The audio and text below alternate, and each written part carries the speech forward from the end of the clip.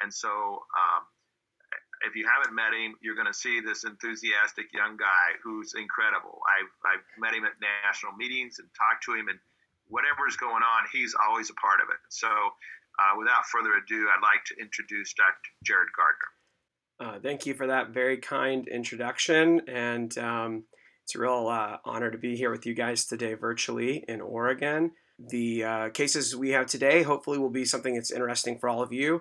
I tried to pick out some classic cases, but also some new and unusual things that you may not be familiar with yet, so that we can make it a bit of a review of the classics and also some updates as well.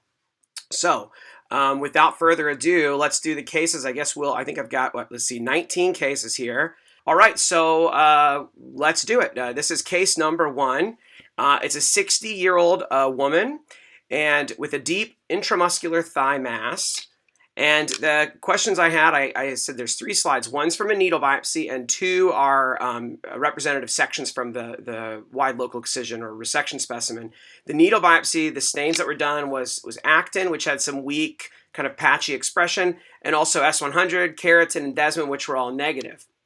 So the 2 questions that I would have for you is, number 1, what would you say on a needle biopsy, which I'll show you in a second? And then number 2 is, after you get the resection later, what would you word it then? Okay, so let's open these up and take a look here.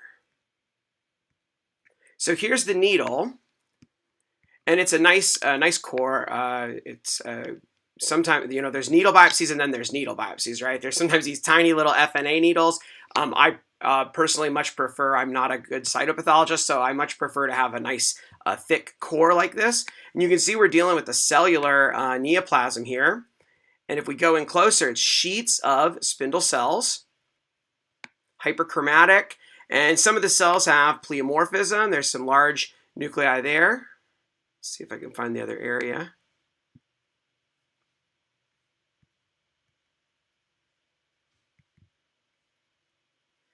And areas like this are highly atypical, very hyperchromatic. The cells are spindled. Some are a little bit more oval in shape, but they're arranged in diffuse sheets the way that a mesenchymal neoplasm would grow.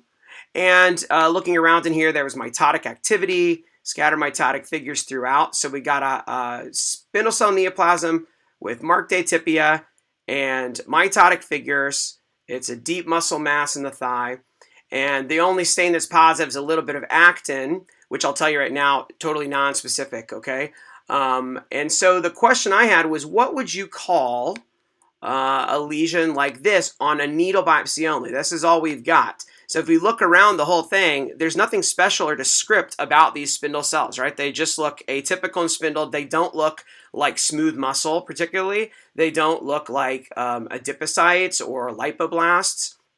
They don't have any special line of histologic differentiation by light microscopy, and the immunostain profile doesn't show any specific line of differentiation either. Again, patchy, weak actin usually represents kind of some myofibroblastic differentiation probably, and you can see it in a wide variety of different things. Does anyone want to take a stab at what you would call this in your practice if you got a biopsy like this? You can put it into the chat if you'd like. And I'll tell you, this is actually the way I work cases up like this one. I get a needle of a lesion that looks malignant and in spindle cells, and then I do, those are the 4 stains I usually do, and I'll do actin, desmin, pankeratin, and S100. And if those are all negative, or I just have some weak focal nonspecific staining, what I end up saying on a biopsy like this is high-grade pleomorphic sarcoma, all right? And then I have a comment that this could represent undifferentiated pleomorphic sarcoma, which is the name that we've been using for a while now in place of the old and obsolete term malignant fibrous histiocytoma, MFH, which is a term we no longer use at all in soft tissue pathology anymore. So so this very well could be a UPS, an undifferentiated pleomorphic sarcoma. The problem is that on a needle biopsy, we can't be sure because there could be other areas of the tumor that have lipoblasts, in which case this would be a pleomorphic liposarcoma. There could be other areas of the tumor that have a mature fatty component, a well-differentiated liposarcoma component, and then that would make this a D-diff liposarcoma. So based on what we have here, this could very well be UPS, but until we've seen the whole excision specimen, we can't be sure. There might be some other type of line of histologic differentiation there. So that's the way I handle these on needles. The good news is that once you get to the point of deciding this is a high-grade sarcoma in an adult, and we don't have any specific type for it, the way it gets managed in general is the same, all right? There are some subtle differences here and there for some of the subtypes, but in general, this is going to get a wide local excision. Depending on the view of the orthopedic oncologist, they may get pre-op radiation. Some of them like to do post-op radiation. It just depends. I've met ortho-oncs that do it both ways. Or do, some who like it pre-op, some like it post-op. But the thing is that the different subtypes of adult pleomorphic sarcomas, they may have some slight differences in the long-term prognosis, but they all have the potential for aggressive behavior, the potential for lung metastases, and the need to have a wide local excision to get negative margins. So the management ends up being very similar, okay? So here, let's go now to the, can I get this little bar out of the way? There we go. Perfect. So now we'll go to the next slide here. So this was called a high-grade pleomorphic sarcoma, and then here's the subsequent resection specimen. And you can see here's the background tissue, here's muscle, skeletal muscle here. There's a lot of edema in between the muscle and some muscle atrophy. The individual skeletal muscle cells are getting small. So actually you might think, oh, maybe this has been pre-op radiated, but actually this case was just such a massive lesion and had a lot of edema and swelling around it. And so all these changes, I believe, were reactive related to the growing tumor in this particular case. All right. And in the tumor, there was a lot of hemorrhage. There were zones of necrosis. So definitely supporting the idea of a high grade or grade 3 by the French sarcoma system, the FNC-LCC system that we usually use for grading sarcomas. You can see the dead necrotic tumor cells here. And again, dramatic, ugly, atypical spindle cells arranged in diffuse sheets, no specific histologic differentiation, lots of mitoses. You can see them everywhere. So this is an example then of undifferentiated pleomorphic sarcoma.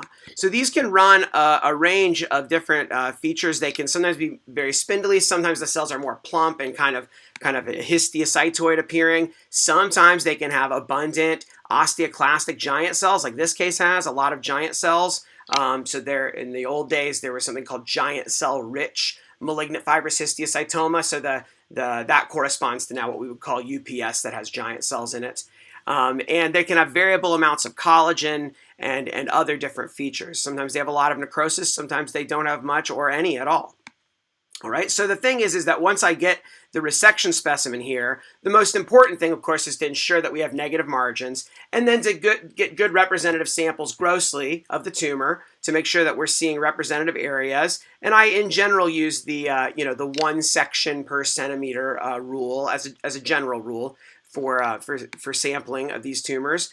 And then I look through those to see if I can find lipoblasts, or if I find a lot of myxoid change, I might say, well, this is a myxofibrosarcoma high grade, which basically is like an undifferentiated pleomorphic sarcoma with abundant myxoid change. So that's the kind of approach that I take to cases like this, and that's my general workup. Now you might notice that all I told you was I did 4 stains on the core. Smooth muscle actin, which honestly is, I think, the least helpful of the panel, but I still do it sometimes. I still do it because sometimes leiomyosarcomas, pleomorphic leiomyosarcomas, Desmond is usually the stain that I would like for that, but a small subset, probably less than 10%, can be Desmond negative. And in those cases, if I have really strong diffuse, like 3+ solid actin staining, and it looks like smooth muscle, then I may end up saying it's a leiomyosarcoma. But I'll tell you, in general, the actin is not usually that helpful, but I still kind of do it because that's the way I was trained. And then the S100 to rule out the possibility of, a metastatic melanoma or something like that. Not a peripheral nerve sheath tumor, though, not a malignant peripheral nerve sheath tumor, because paradoxically, MPNSTs are usually negative or only weak, patchy positive for S100.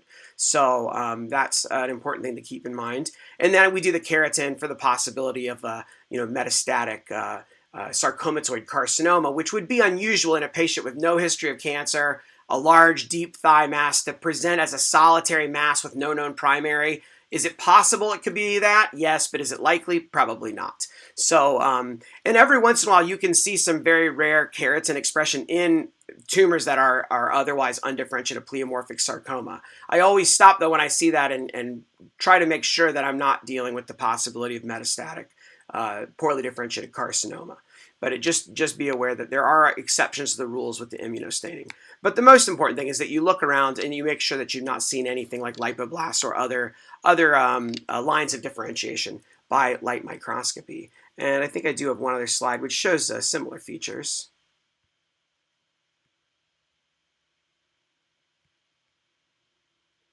There we go. Yeah, so it's just ugly spindle cells in here. All right, and so that's this case. So that's how I work these up. And this is a kind of a bread and butter case in soft tissue pathology, that you get a core and then you end up getting the resection, and it's not really that hard to approach. So, oh yes, I forgot. I got distracted from my original point. That's going to happen. I'll just warn you in advance. I'm pretty distractible. So sometimes I go off on tangents, and I apologize in advance. The thing I was going to point out is you might notice that I didn't have any positive immunostain or any significant positive immunostain, and that's because unfortunately there is none. Undifferentiated pleomorphic sarcoma is basically a diagnosis of exclusion. We rule out other specific types of sarcoma by light microscopic morphology observation, and then we couple that with some immunostains to exclude other options like sarcomatoid carcinoma or melanoma, etc. And then what we're left with is a tumor that doesn't really have any specific staining. If you really want to make it turn brown and stain with something, you could do CD68, which is usually positive. You could do Vimentin. Please don't. But those things are totally nonspecific, which is why I never use them in my practice to evaluate these high-grade sarcomas, because it's totally meaningless if it stains for Vimentin. It doesn't tell me anything at all. And I know some of you are thinking, but what about antigen viability? Well, antigen viability, I've never seen a tumor yet that if the antigens weren't viable, I'm going to be able to tell that because the other immunostains aren't going to be working on the background internal control like the normal vessels, or because the morphology of the tumor looks like it's poorly fixed or something like that. So I feel like the antigen viability argument is not really very useful, at least in my view. So I never use Vimentin in soft tissue pathology. There's really no role for it in modern soft tissue pathology, in my opinion. And that opinion is shared by a lot of other experts in the field who are much more advanced and senior to me. So now in other organ systems like gynecologic or renal pathology or genitourinary pathology, I've heard that there are arguments for endocervical versus endometrial or oncocytoma versus renal cell. And those areas are totally outside of my area of expertise, so I have no right to comment on them. But I will tell you that in skin or in bone and soft tissue, I never use Vimentin, and I hope that you'll consider avoiding Vimentin as well, because it just doesn't tell you anything meaningful. And yes, someone asked the question, is there a role for SOX10 instead of S100? That is totally and absolutely fine. If you have SOX10 in your lab, I think of SOX10 as being, for the purposes of workup like this, essentially equivalent to S100. In my hands, the sensitivity of those markers for melanoma is about basically identical to me. They are almost always positive with the very rarest of exceptions. I have seen melanomas that were de-differentiated and had zones of loss, but usually there was either a history or there were focal areas that had some strong staining for SOX or S100, and then I added on MART1 or HMB45 and found some expression of that. Almost always, though, the history was known. So SOX10 is totally fine to use. And when I was in training, we didn't have SOX10 yet. When I was Dr. Weiss's fellow, and so we used S100 as part of the 4-pack of immunostains that she would use to work these up. And so that's kind of, I got in the habit of that. But I do use SOX10, especially in skin. I use SOX10 all the time. It's actually probably the marker that I use more than anything else in all of my practice is SOX10. So I'm a huge fan, and I don't get paid by any immunostain companies to sell their probe. I just find it useful. Or their immunostain. The next question I got is a great question. Would you do FISH for MDM2 in the absence of morphology for liposarcoma areas? So that's a great question. It is totally appropriate if you want to do that. I have to admit that I don't routinely do it, although there are some people who do. There was a study that came from the French sarcoma group where they have kind of a centralized sarcoma system where they're reviewed by a group in Bordeaux, I believe is where they're centered, and they review all the sarcomas, is my understanding, from all of France. So they're a very skilled and advanced group there. I think headed up by Jean-Michel Coindre. And so they published a ton of really amazing work on sarcomas. And they did a study where they did MDM2 fish, I think, on like all of the high-grade sarcomas from the extremity. And they did find some that were amplified, which the idea of that is that those may represent actually potentially a D-differentiated liposarcoma, in which the D-diff component is completely obscured any underlying well-diff component. And the thing is, the treatment's going to be similar, but the prognosis would be different because D-differentiated liposarcomas have a lower metastatic, they still have the possibility to metastasize, but they seem to have a lower rate of distant metastases than undifferentiated pleomorphic sarcoma or most other members of the adult high-grade pleomorphic sarcoma family. Treatment, though, is still going to be basically the same. So I personally just look, and if I don't see a well-diff area and it's an extremity, I usually just sign it out, but there are some people who have published saying that that maybe you should do MDM2 on all of these cases. So I think that's totally appropriate. If you have it available and you want to do that, that's totally fine. I will also add the other caveat. If I saw a case just like this one in the retroperitoneum, then absolutely I would do MDM2, because a high-grade pleomorphic sarcoma in the retroperitoneum or the pelvic soft tissue, the internal body cavity soft tissue, that is D-differentiated liposarcoma until proven otherwise. My top 10 things on my differential are D-diff liposarc, D-diff liposarc, D-diff liposarc. There are other sarcomas that can occur in those sites, but for ugly high-grade pleomorphic sarcomas in the retroperitoneum, they usually end up being D-differentiated liposarcoma. And in that location, the prognosis is quite bad. The thing is that they are kind of slower growing. Even though they're very ugly D-diff liposarcs, the 5-year survival is actually better, again, than UPS or some of the other high-grade sarcomas. But if you follow those patients long enough, pretty much all of them will probably die from their disease eventually if they live long enough. So it's the unfortunate thing, just because the site in the retroperitoneum is very difficult to clear the tumor, because it's all intermingled with the normal retroperitoneal soft tissues. And then the other question that came up is, do we know the cell of origin? No, we don't. And for undifferentiated pleomorphic sarcoma, and it's a little bit of a tangent again, but we like to talk about cell of origin, and I do it too, because it's easy, it makes sense. But in reality, I think we now are recognizing that many or most of the tumors that we see in pathology do not really arise from a normal cell, right? They arise from some sort of precursor stem cell, and then they develop along certain lines of differentiation to resemble the normal tissue type, right? So like squamous cell carcinoma in the skin probably doesn't come from a normal keratinocyte. It comes from a keratinocyte precursor sort of cell that then differentiates along squamous lines. So I think the thought is that these arise from some sort of primitive mesenchymal precursor stem cell, and then they never develop any particular line of differentiation. So we do talk about cell of origin because it's a kind of easier to say it that way, but really it's probably that most of these things arise from a stem cell, and then sometimes the stem cell doesn't differentiate at all and just resembles non-specific spindle cells, and then other times it differentiates into smooth muscle or skeletal muscle or lipoblast, etc. So, but that's a great question, and that's why a long time ago people thought these tumors often look kind of like histiocytes and have like cells that have abundant cytoplasm. In this case, not so much, but sometimes they have a histiocyte-like appearance, and they would stain for histiocyte markers. So that's why the thought in the olden days was that maybe these actually represent a form of malignant histiocytic tumor, and I think now pretty much everyone agrees that that's not actually what's happening here. So, okay, so let's go on to the next case. Case 2, and thank you guys for all the great questions in the chat. I appreciate that. Okay, so this is an 80-year-old man with a papule on the scalp, and we have a shave biopsy.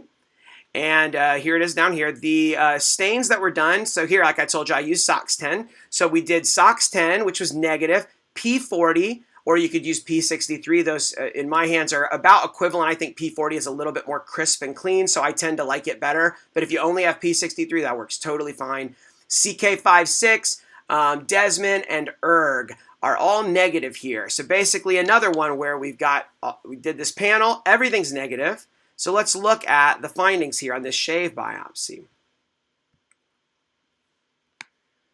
So as a derm path and sarcoma pathologist, I see a lot of skin. Obviously, I see more skin than bone and soft tissue tumors just because skin biopsies are so much more common than bone and soft tissue. But I do see shave biopsies all the time. And so this is a relatively common specimen type. I just had a similar case to this last week, actually. So these come up pretty often. So here we've got an older person with a sun-damaged, what did I say? It was the scalp, is that right? And here are what we were looking at. The dermis is completely replaced by a proliferation of spindle cells. And when we go in closer to these spindle cells, we can see not good. These are ugly, pleomorphic nuclei. Look at that, bizarre, like a double eyeball looking at you. Really bizarre pleomorphism in these tumor cells. Some of them are kind of foamy and frothy. Other areas are more spindled and kind of fibroblastic looking with collagen deposition in the background. And then let me see if I can find where the mitotic figures were.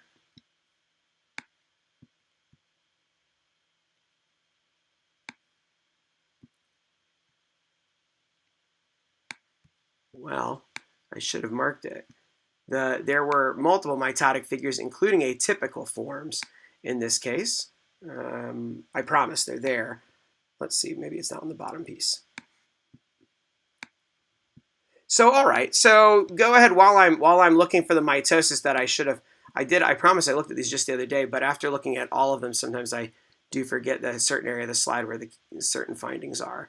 But what would you call this? How would you word this in your report? Look at that atypia. You could see that from outer space. I mean, that's so ugly and huge. Very bizarre. Or what would your differential diagnosis be before I told you about the immunostains?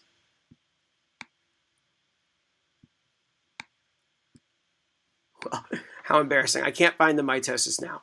But in any case, there were atypical mitotic figures in here and multiple mitotic figures. But with that degree of atypia, not surprising, right? And also, I will point out while we're thinking here, the epidermis is atrophic and has no squamous dysplasia. There's no squamous cell carcinoma in situ. There's no melanoma in situ over this. This is a purely dermal, pleomorphic, ugly spindle cell proliferation with mitotic activity in an old sun-damaged patient. Excellent. So we got the differential, which is absolutely correct. Spindle cell squamous cell carcinoma, spindle cell melanoma, atypical fibroxanthoma, also known as AFX, and its kind of deeper, more aggressive counterpart, pleomorphic dermal sarcoma, or PDS. And that's the main differential here. And you could also add in a few other things to that differential that are much more rare, but there are rare examples where you can have purely spindled angiosarcomas that don't have obvious vascular channel formation. I would say that the ones I've seen of those, and I've only seen it a few times, they tended to not have this dense collagen in the background, but because missing an angiosarcoma is a really serious problem, I regularly include a vascular marker in my workup of malignant spindle cell tumors in the skin.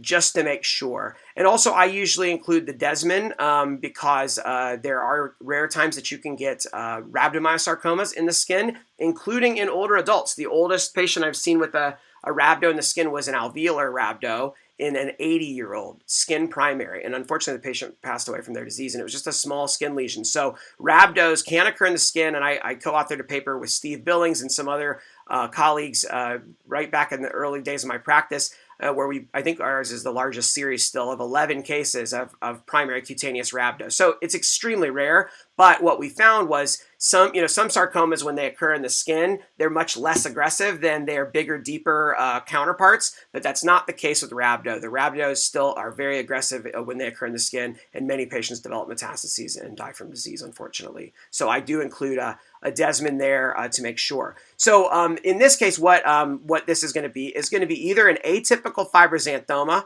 or a pleomorphic dermal sarcoma. Let me go back and show you to talk about the panel of the stains here again. So here, let me explain. This is a panel that I use for these as other options. Again, maybe you don't have socks in your lab. If you don't, I would recommend considering getting it. It is incredibly useful, especially if you evaluate skin at all. I find it much better than, say, MART1 for looking for melanoma in situ, in patients with sun-damaged skin because it's a nuclear marker. That's a topic for a different video or a different lecture. But SOX10, or you could use S100.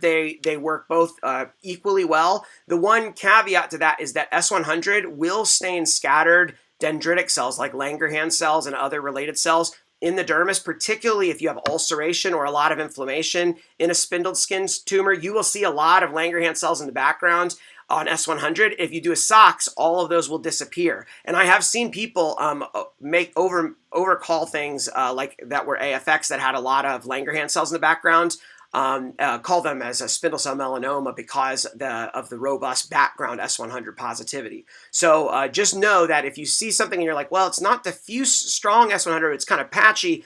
If you add a SOX10 stain and all the staining disappears, then almost certainly what you were dealing with was background dendritic cells.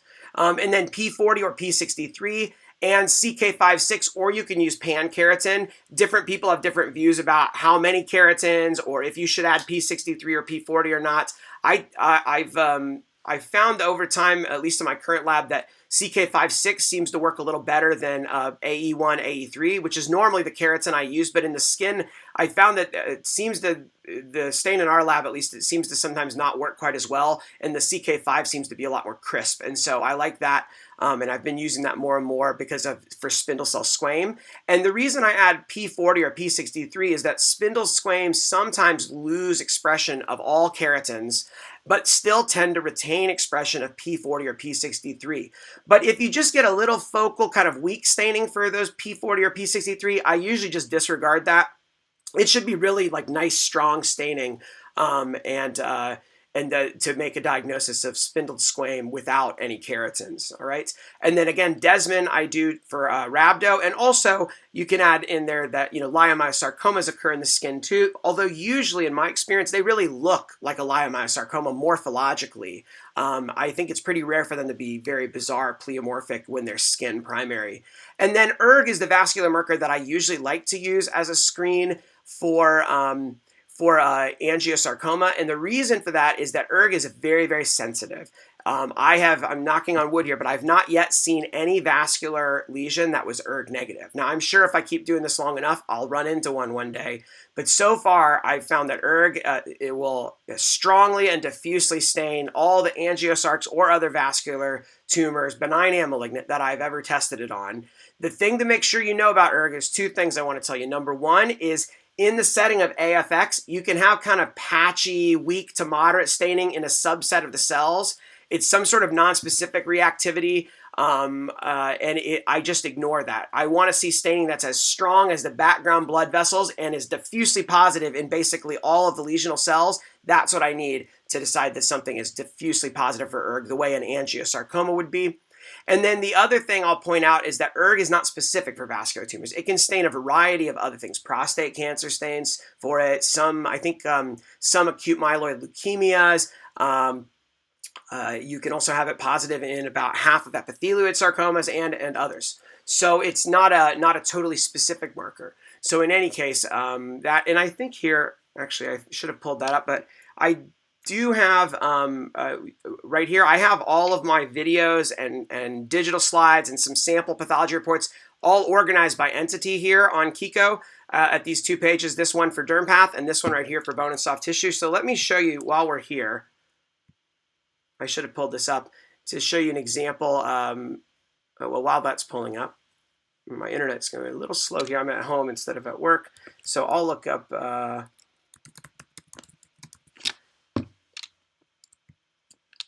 So this is a case I learned a lot from. Also an old patient who had a solid atypical spindle cell lesion on the face. But it was a little bit more epithelioid than the case I just showed you. Very ugly cells again. A lot of mitosis, pretty plump. There's some vacuoles there. So this was seen by a really good derm and they sent it to me for a consult. I don't take consult cases anymore just because it was getting too busy, and I like being able to spend time with my daughters and my wife. But in the past I did, and so this came in, and this case is interesting because they had done the panel that I just showed you, and they had done a CD34 also, which was totally negative. And here I'll show you the stains.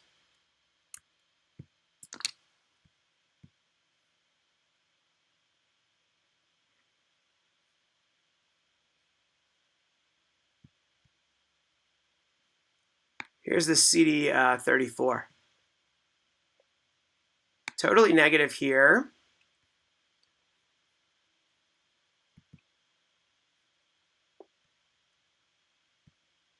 Except for the background blood vessels, see? Tumor cells are dead negative, but look what happens when we do CD31. Diffuse, strong, blazing positivity.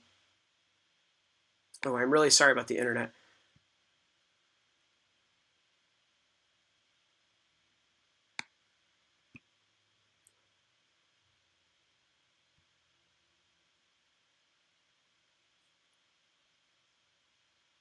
Strong, crisp staining for CD31 in the tumor cells. And look, for vascular stains, I want to see, this is a background vessel. Look at that staining intensity, the same in the tumor cells as it is in the background vessels. That's what I use as my internal control, as the background vessels. And here's what ERG looked like. Look at that. That's the kind of staining for ERG that I want to see if it's an angiosarcoma. If it's anything less than that, it's probably not an angiosarcoma in my experience.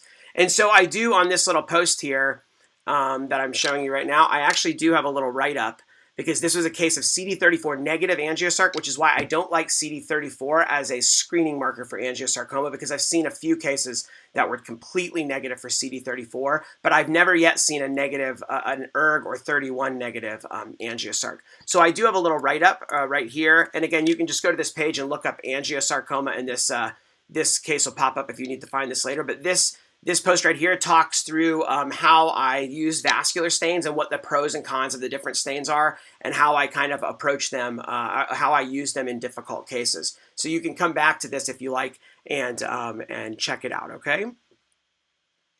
So back to our case there. Again, I got off on a tangent. I told you it would happen. There's just so many things to talk about, but I was like, oh, 3 hours will be plenty of time, but watch it. By the end, I'll be rushing to get through them all. It happens every single time.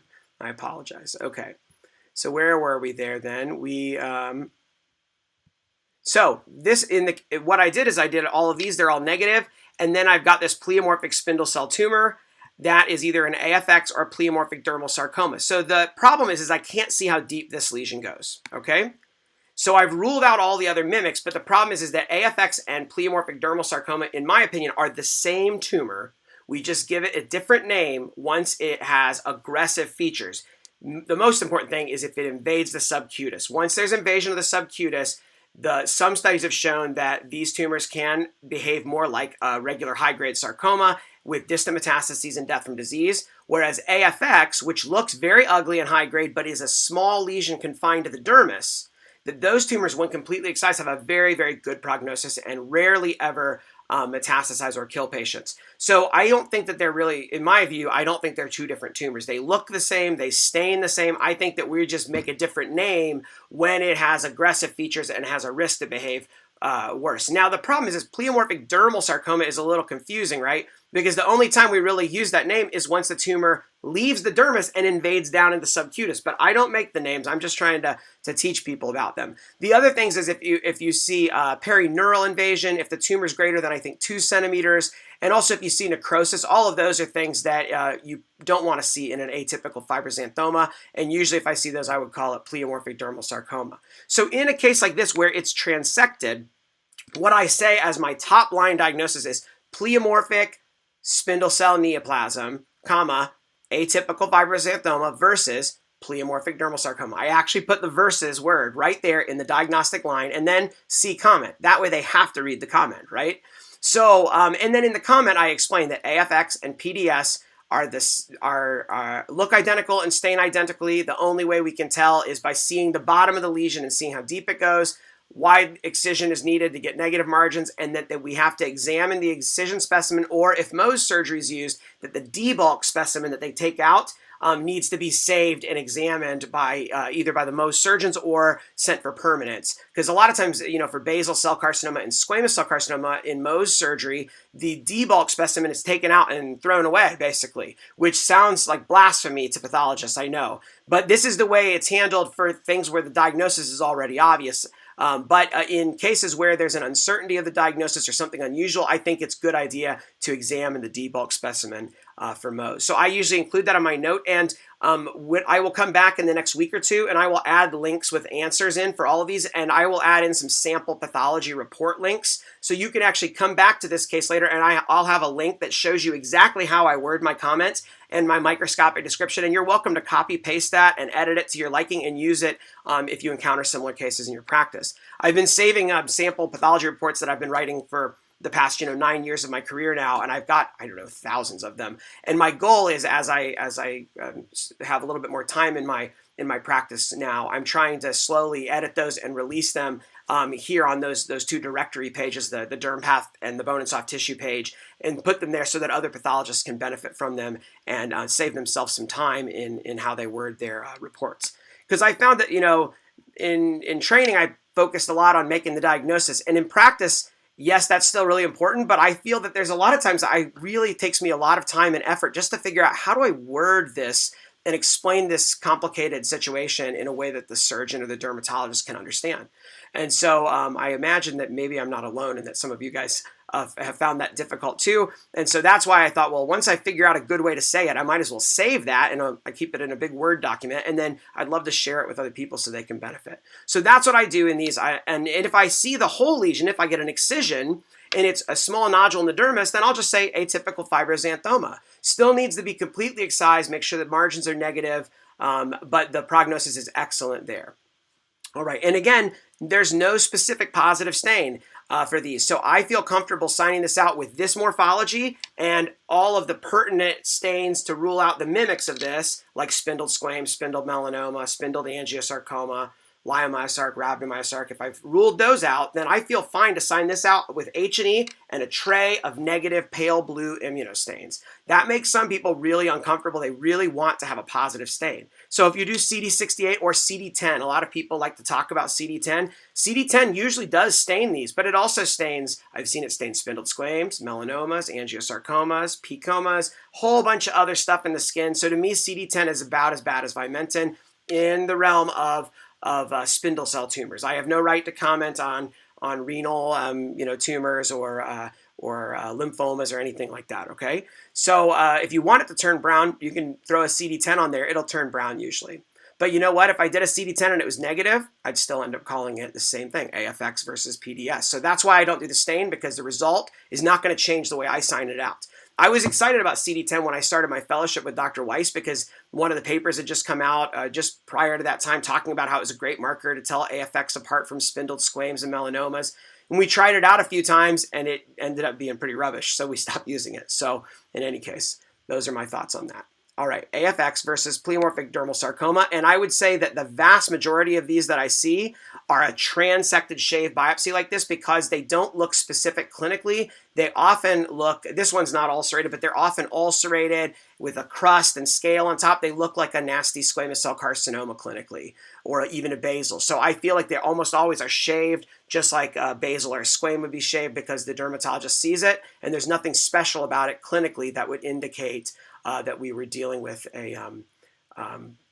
something worse. And the reason I add that hedge about pleomorphic dermal sarcoma is that I've seen many times where the top shave looked like this, and then once it's excised, the tumor goes all the way through the subcutis down to the outer table of the skull, basically. And so on the shave, we're just getting the tip of the iceberg. So that's the real problem, is that I wouldn't call this AFX margins positive. I want to make sure that they really clearly know, hey, this definitely could be a sarcoma. We just can't tell unless we can see down underneath it to see if it gets in the subcutis, to tell how deep it goes. So that's really important, because I have seen ones like that, and I've seen ones like that that did behave aggressively and had bad outcomes for the patient.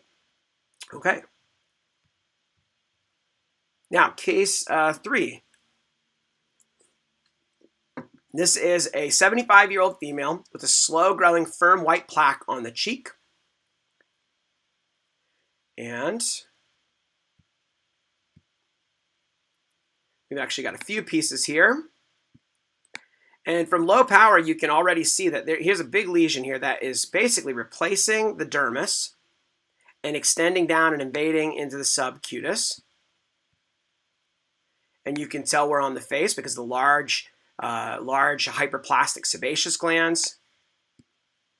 And as are so many of my elderly patients with light skin, a lot of background solar elastosis from chronic sun damage here.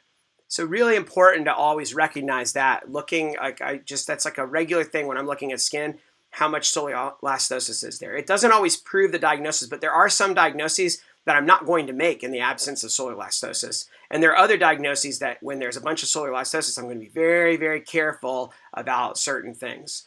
So it's important to know how much sun damage there is. It can kind of help alter your pretest probability for different lesions you might consider. And obviously, we have a huge excision here, and this has been taken out way down to, almost to the fascia level. So clearly this was called something malignant, right? So we can kind of cheat a little bit, because why else would they do this massive excision? And you can see right here is a shave biopsy scar. See the scar there? So that's scar with some giant cell reaction. But down here, we have something that at low power looks quite a lot like scar, right? There's a lot of collagen, some spindle cells. It's not very cellular. It looks like a scar, but there's a couple clues that we're not dealing with scar. Number one, look at these. These are lymphocyte aggregates. Very, very useful clue for this diagnosis. They are present in the majority of cases. The problem is on a small shave biopsy, it can be very difficult because you may not see these. On a larger sample, you'll usually find the lymphoid aggregates. And also, even though this lesion is sparsely cellular, it has pleomorphic, hyperchromatic, atypical spindle cells. They're just very scattered. They're not nearly as cellular as what I showed you in that atypical fibroxanthoma or in the undifferentiated pleomorphic sarcoma. This is a very hypocellular lesion, but very atypical. This case is actually a lot easier than some cases of this entity because the atypia is very obvious and dramatic here. I have seen cases of this, though, that are only slight hyperchromasia and random occasional pleomorphism and very, very subtle and difficult. And it's those cases where the lymphocyte aggregates really can save you. So does anyone know what this is? You want to type into the chat box any ideas you have here or any stain that you would like to do. There's only one stain actually that's needed here. I mean, you can give me two different answers that I'll accept, but you really only need one thing to prove this diagnosis. And once you've seen these, this is a very classic example. Most of them look like this, although again, sometimes they can be more bland and more deceptively benign appearing.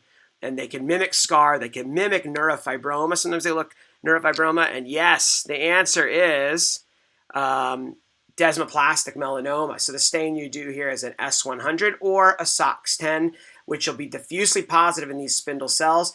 Don't bother with MART1 or HMB45. It's essentially always going to be negative. These are an unusual type of melanoma. They don't look like other types of melanomas. They don't stain like other types of melanomas. They've lost all the stuff that makes them melanocyte-like. They've lost it. They're kind of reverting back towards their neural crest origin. They often look like a neural tumor. If you think that you see a neurofibroma, a big neurofibroma on the scalp of an old person, but you see some scattered pleomorphism and some lymphocyte aggregates, be very, very careful.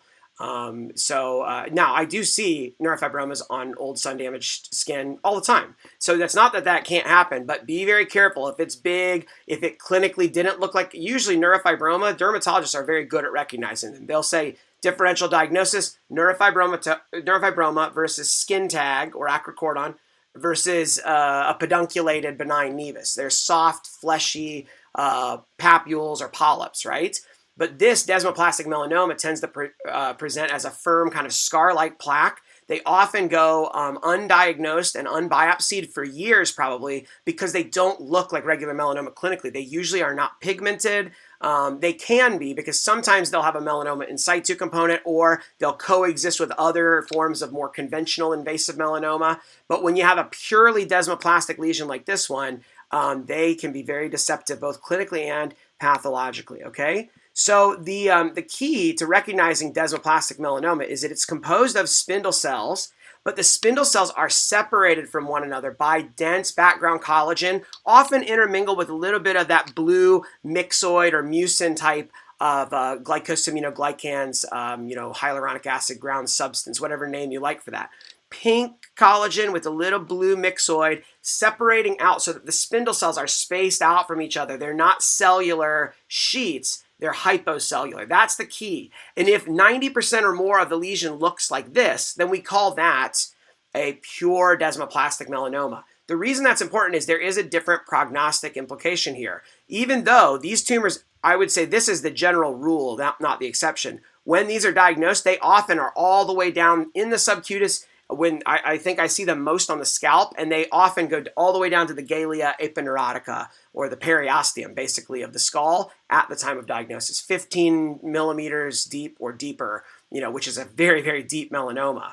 But they have a better overall prognosis on a depth per depth basis compared to more conventional forms of melanoma, okay? That's when they're a pure desmo, 90% or more looks like this, okay? Now, when you have this intermingled with other components, like a more cellular spindled component or an epithelioid kind of regular conventional melanoma, and that component represents more than 10% of the tumor, then they tend to behave just like the regular melanoma would. So these tend to have the potential for locally aggressive behavior, but they don't seem to metastasize distantly as often. They also rarely go to lymph nodes. Unlike other melanomas, which tend to metastasize to lymph nodes, pure desmoplastic melanoma does not usually metastasize to lymph nodes.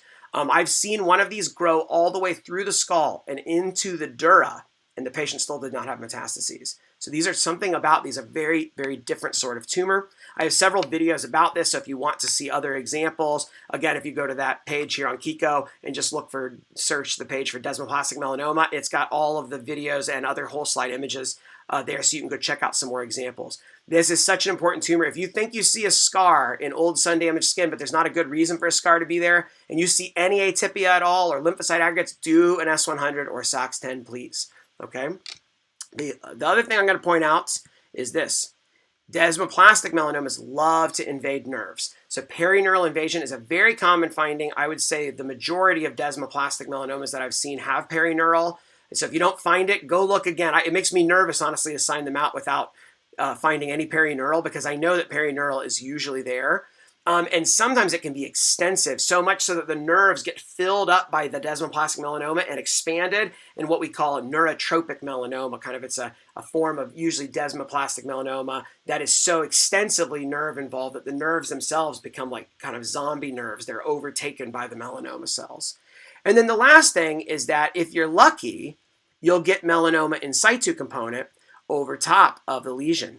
But depending on which study you read, about half of cases do not have any in situ melanoma component. Now, why exactly that is, there's very different thoughts. But in any case, though, if you find a spindle cell thing with atypia and then find melanoma in situ, well, that's great. That really helped you out a lot and helps support your diagnosis. But don't expect that you have to have in situ component. So I've seen many, many cases that had no melanoma in situ at all. They were purely spindled and intradermal. And also do use a lot of caution before making this diagnosis in a non-head and neck site. The vast majority of these that I've seen have been in elderly, light-skinned patients with extensive sun damage on the scalp or the face, okay? I have rarely seen them on the trunk or extremities. The one main exception is I do sometimes see them underneath acral melanomas. I've seen some desmoplastic acral melanomas, but those were I think all of the ones I'd seen had mixed.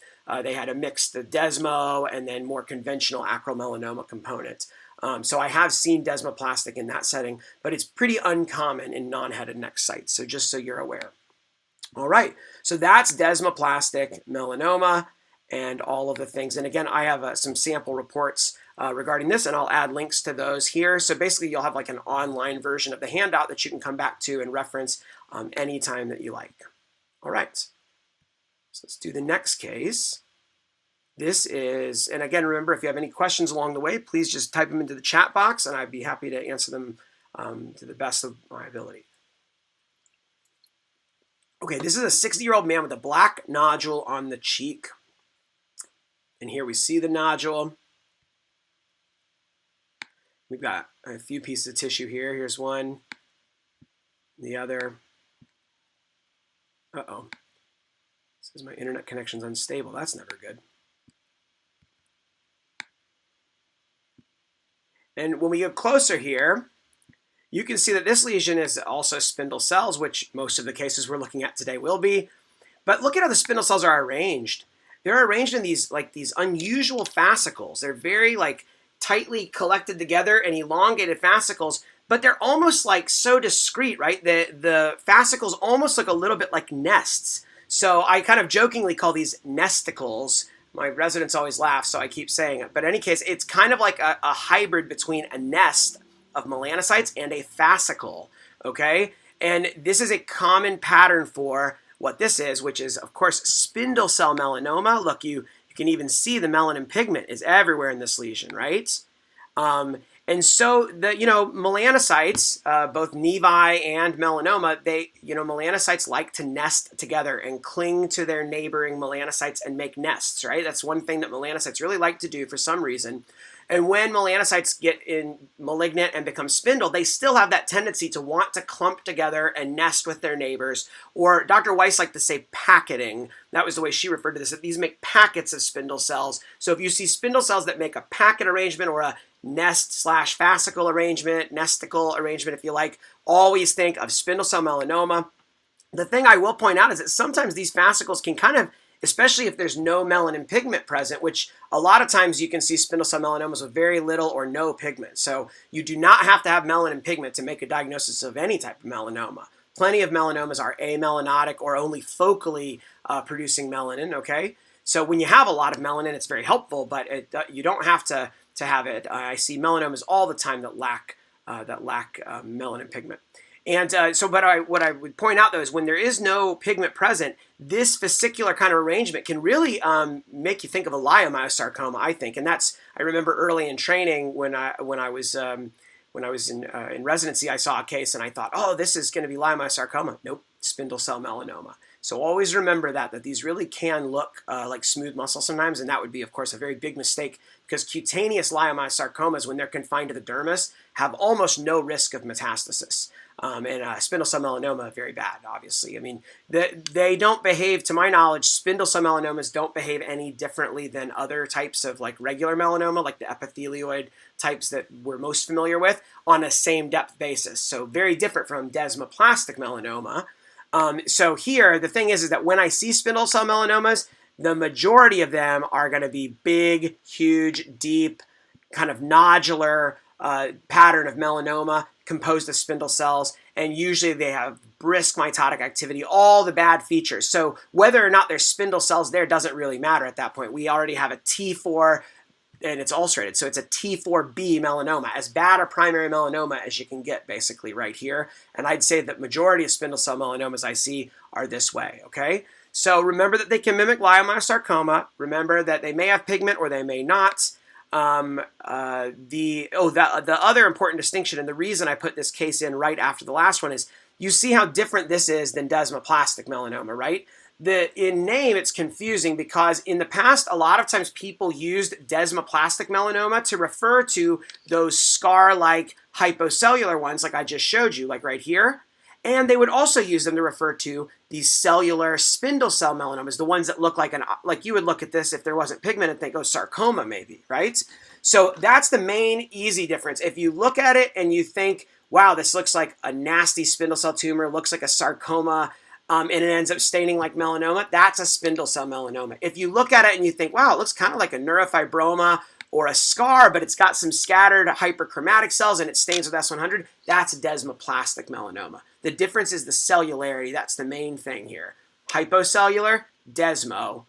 Hypercellular, spindled. And the reason in the past, again, the old literature is confusing here because desmoplastic got used loosely to refer to any melanoma with spindle cells, and that's not accurate. And it was actually Klaus Busam, a well-known dermatopathologist from Memorial Sloan Kettering, who really wrote some of the landmark papers in the early 2000s talking about that we should really distinguish purely desmoplastic, hypocellular, fibrotic background melanomas like this, because these, when they're pure, behave differently, whereas these behave more like a regular melanoma, okay?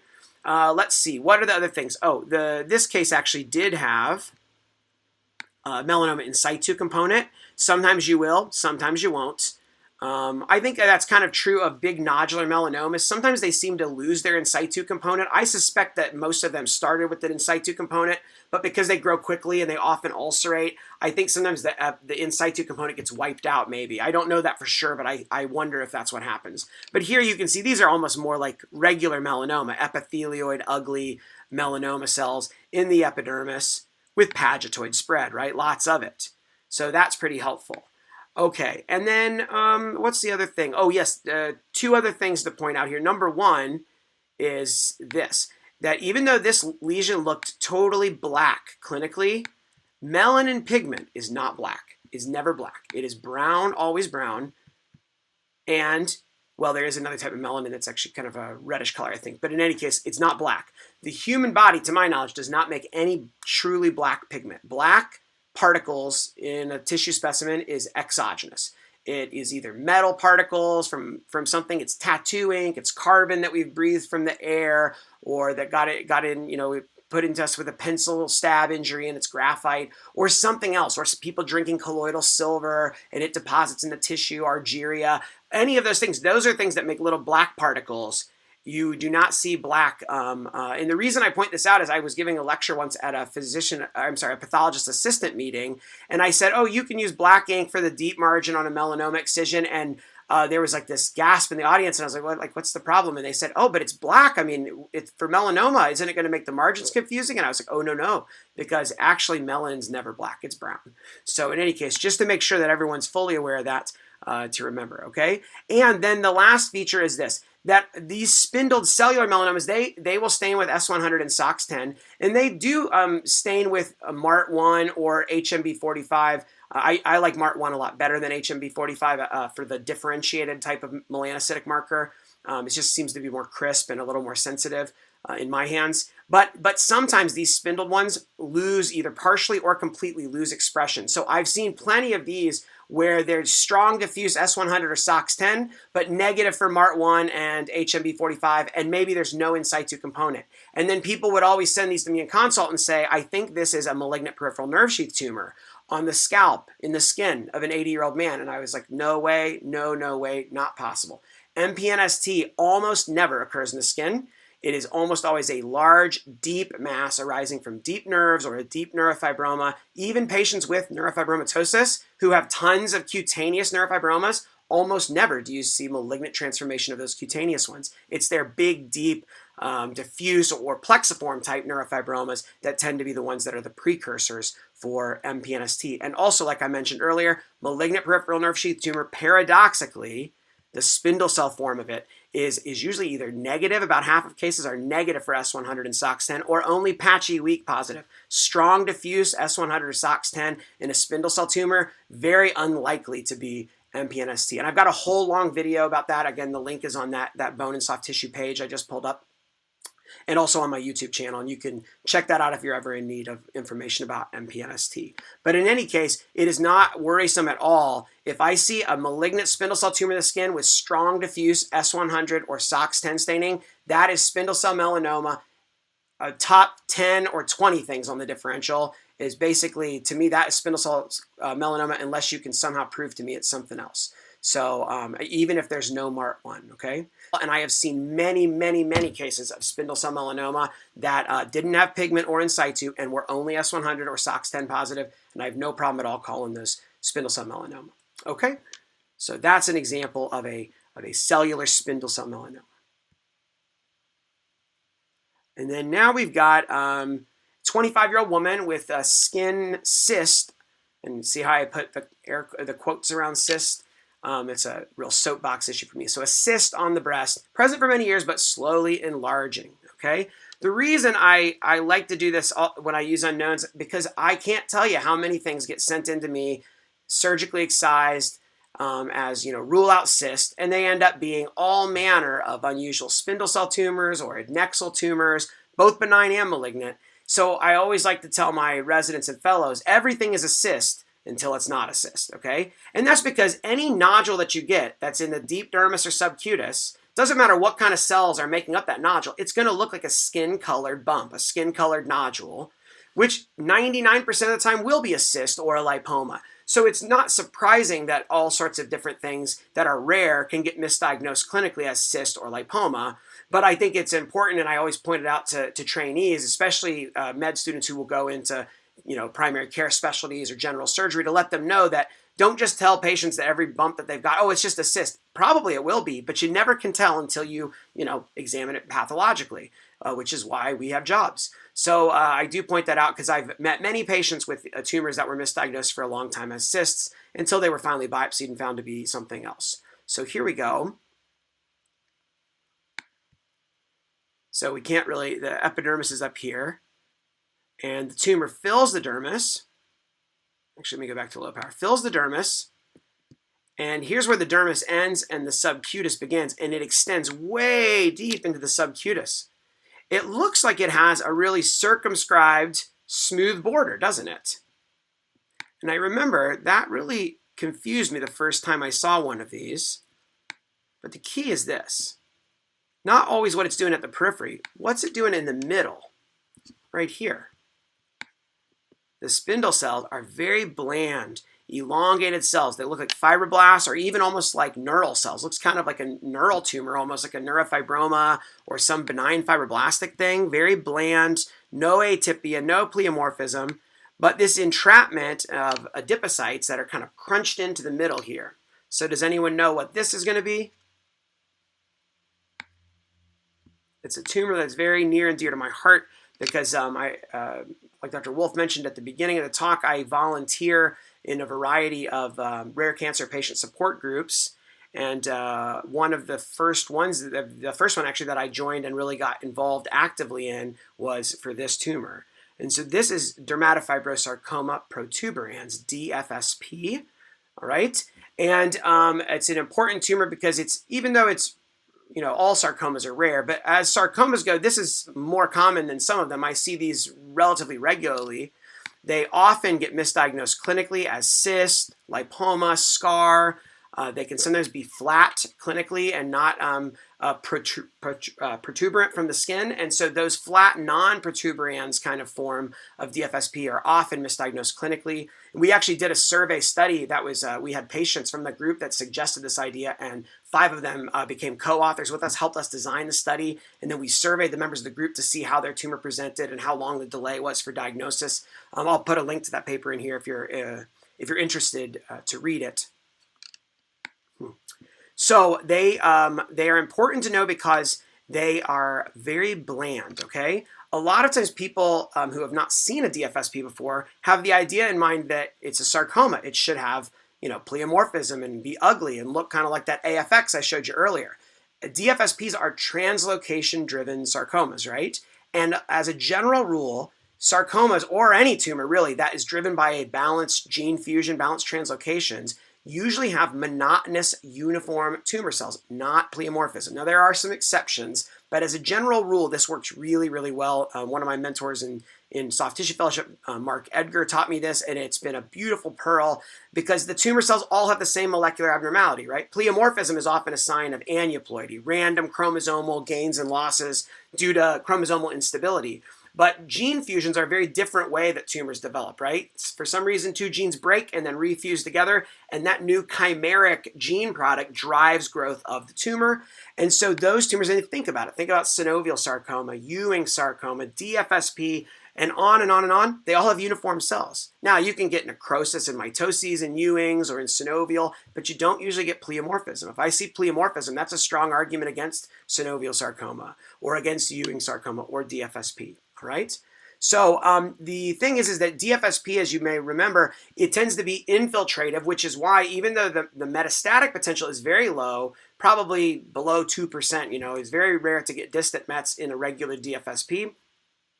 But they do have a significant tendency for local recurrence, and they can sometimes recur again and again and again. So that's because they're infiltrative. So if you think, well, infiltrative shouldn't have a smooth border, right?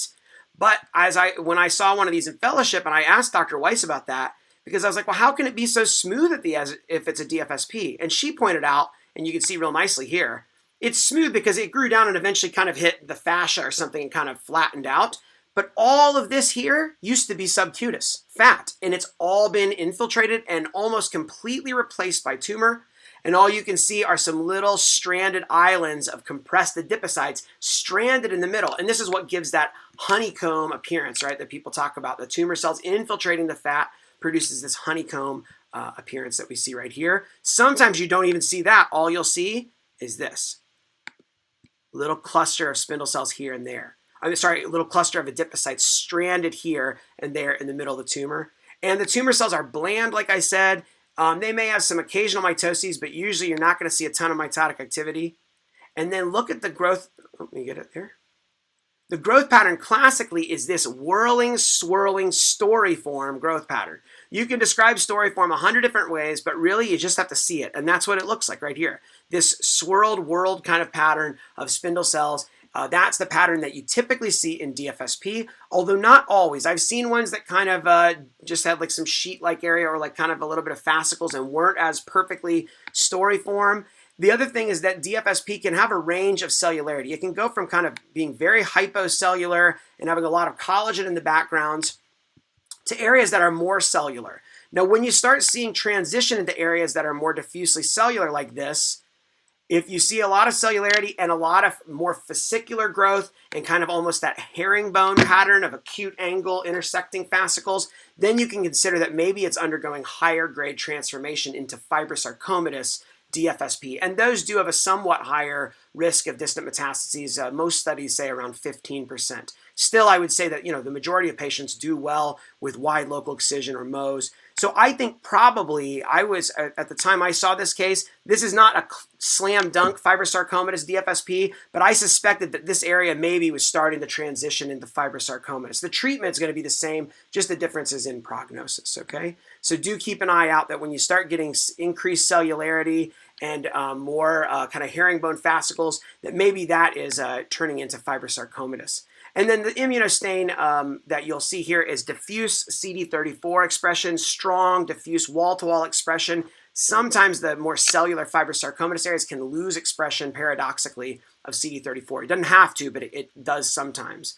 Also, I will point out that dilated kind of branching pattern of vessels, kind of similar to the vessels you see in, say, solitary fibrous tumor, I often see those in DFSP, particularly the more cellular fibrosarcomatous ones.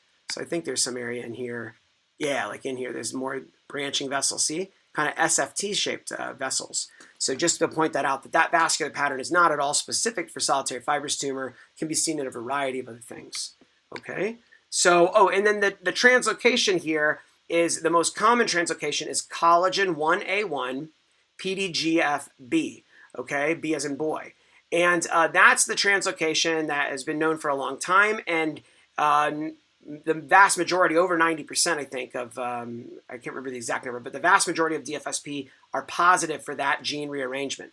But recently, in the past few years, there's been a discovery of an alternative gene fusion involving PDGFD, D as in Delta, and a couple different fusion partners. And I've actually now seen one case myself and partnered with a colleague, Dr. Julia Bridge.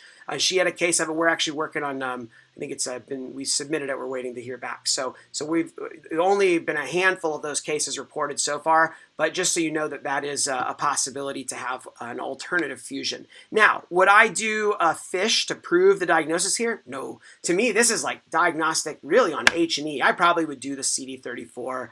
Actually, I don't know if I would. I would probably just sign this out as DFSP. I can't remember if I did the stain in this case or not, actually.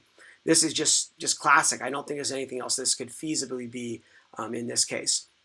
But in cases where I have a partial biopsy and I can't see how the tumor interfaces with the fat, or the morphology is not classic, those are times where I may send off for the FISH. I do the FISH sometimes when I'm pretty sure it's DFSP, but I can't see the fat trapping and I'm not 100% certain, because if I call it DFSP, they're going to do a big excision with a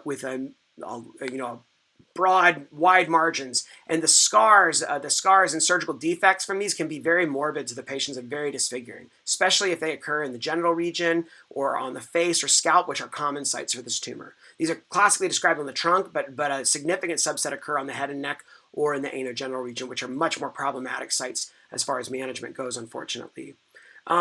So in cases like that, I will do the FISH. Or if I have a bland CD34 positive spindle cell thing that doesn't really look like DFSP, but it's just a small biopsy, and I'm pretty sure it's not, but I want to be totally sure, that's when I'll send FISH also. Where I'm going to say, I don't know what this is, but I think it's benign and you can leave it alone, versus it's DFSP, do a big surgery. So those are the times that I go to FISH. When it's a classic case, I personally don't feel like FISH is needed. I just wanted to put this extra slide in to show you a different area of how the fat entrapment can look. So someone asked, could a myofibroblastoma enter the differential here? Maybe. I think myofibroblastoma, would also known as mammary type myofibroblastoma. Those are tumors that were first described in the breast of older men, but now we recognize can occur at a variety of sites, and they have a lot of overlap with spindle cell lipoma and probably are on a spectrum with them. And yeah, I suppose it could. I feel like in mammary myofibroblastoma, you usually get really prominent palisading of the spindle cells, kind of with the zigzagging arrangement. And I have a few really nice examples of that with digital slides. If you go and look on that bone and soft tissue directory page here on Kiko, you can search for myofibroblastoma, and I have some really classic examples. So they do look a bit different, but yeah, there are times, I've seen times where spindle cell lipomas got misdiagnosed as DFSP because they both are CD34 positive, they both have bland spindle cells, they both have fat. Right? So there are some times where those can look alike. So I suppose because myofibroblastoma is on that spectrum, that yeah, that could kind of enter the differential. The other thing that can look kind of like this and have bland spindle cells with kind of a swirling, whirling growth is perineurioma. So if I didn't have any fat trapping and I saw swirling and whirling, I definitely could think of perineurioma, and they can have some overlap in the immunohistochemistry with DFSP. I have a full video about perineuriomas. It's like 40 minutes long. It shows multiple examples, so if you want to check that out, you can. And then there was one other thing I was going to tell you. Oh yeah, of course, diffuse neurofibroma. That is, I think, the most important differential here to consider. Because when you get a really bland hypocellular DFSP, bland spindle cells that look kind of neural in fat entrapped within it, that's exactly how a diffuse type neurofibroma can grow. And I have seen examples that looked very similar of diffuse neurofibroma that looked very similar to DFSP because of the prominent infiltration or entrapment of adipose tissue. And something that a lot of people are not very familiar with is that neurofibromas are usually CD34 positive. There's a background dendritic cell network in the background of neurofibromas that stain with CD34. So the majority of neurofibromas are going to have a lot of CD34 expression. So if you're having a bad day, you could see a diffuse neurofibroma, see fat entrapment, do a CD34, and misdiagnose it as DFSP, and that patient gets an enormous excision that they don't need. So my advice there is if you have any doubt whatsoever between neurofibroma and DFSP, do S100 or SOX10 in addition to CD34. And if your S100 and SOX10 is positive, strongly positive, then that is going to be your neurofibroma. I used to say you will never see S100 expression in a DFSP, but the problem with saying never in medicine is that we will always eventually get proven wrong if we wait long enough. And I have now seen one example, only once, of a fibrosarcomatous DFSP that had patchy but very real S100 expression in it. And when I get around to it, we might actually write that up because to my knowledge, I've never seen that before. So I was totally shocked. But it had a lot of other features that were clearly obvious DFSP, and we did confirm it with molecular too, just to make sure.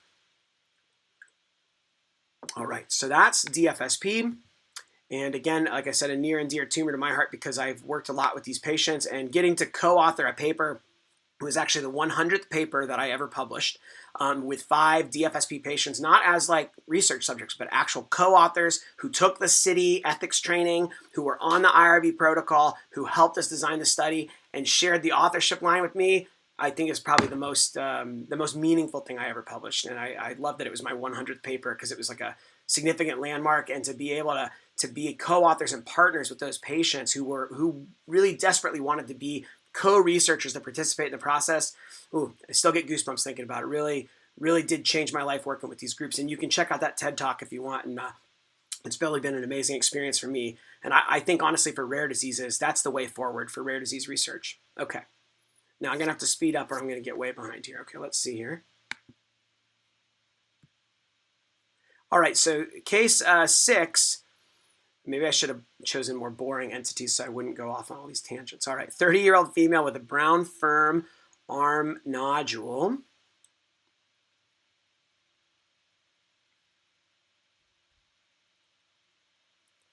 And let me rotate this here. So here's another spindle cell lesion, like all of them. Spindle cells in the dermis, pushing down into the subcutis. Uh-oh, fat entrapment. What about DFSP?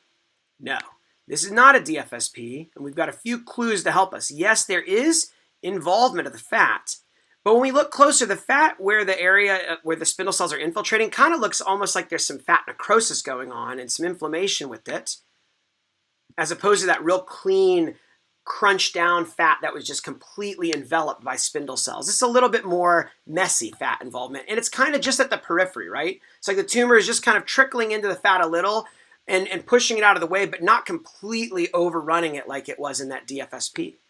No, we're not going to look at the spindle cell cytology yet. That's the last thing we look at in this tumor, okay? The keys to the diagnosis are usually seen from low or medium power. The second thing is look at the epidermis over the lesion.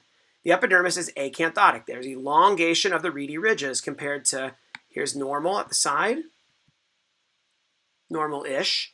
And then as you get over the tumor, the reedy ridges come down and elongate. They kind of flatten out at the bottom or get kind of blunting or tabling is another name for it. See how they get kind of flat? It's like they came down and they hit a force field and they smashed against it and became flat. Sometimes it can be really flat. It's like the tumor is like telling them to stay back or something. Somehow it's the tumor that's making the epidermis grow. I don't exactly understand how or why. Probably something to do with cytokines, right? That's cytokines, I think, is always the answer if you don't know. That's what one of my attendings told me in med school, and I thought it was pretty clever. Although one day I tried when I was on rounds with him to answer something that way, and he said, which cytokine? And I was like, ooh. So I got totally schooled by trying to use his own trick against him. So anyway, those lessons learned. All right, so epidermal hyperplasia, some involvement of the fat in this case. Well, look at that. There's pigment. Oh, is it spindle cell melanoma? No, this is hemosiderin pigment, okay? And now I agree that right here, it's kind of hard to tell. Especially on a scan slide, you can't quite see that refractile golden color as well. I love digital slides for so many reasons, but one of the things is that refractile texture that you can see by flipping your condenser on a light microscope. We lose the ability to do that really feasibly on digital slides. So digital slides are not perfect. And look at this, scattered pleomorphism. So that is not usually going to be seen in DFSP. These cells are much more plump and actually kind of more atypical than DFSP. We've got hemosiderin here. We've got these kind of haphazard and short fascicles of these plump, juicy spindle cells with some scattered atypia. Mitoses you'll often see in here. It pushes down into the fat a little bit. Here's some more of that kind of golden looking. This is a little bit more golden, I think. So, but you could always do an iron stain if you wanted to. And if you did a CD34 here, what you'd see, I don't have this, I don't think I did a stain on this one, but if you did, you would see the dermis normally stains with CD34. Try it out the next time you do a CD34. If you have a skin or something in your control tissue, look at the background dermis. It normally has a significant amount of CD34 positive dendritic cells that kind of colonize the dermis. And actually, if you see like an area where there's a fresh scar, the CD34 will be wiped out in that area because all those dendritic cells got cut out and now it's filled in with granulation tissue and all that will stain there is the vessels. It's really cool. Try it. CD34 would stain the dermis. It will stain a kind of bright ring or halo around the edge of the lesion, but the spindle cells in the middle of this lesion will be negative. All you'll see is vessels. So what might this be? Any takers?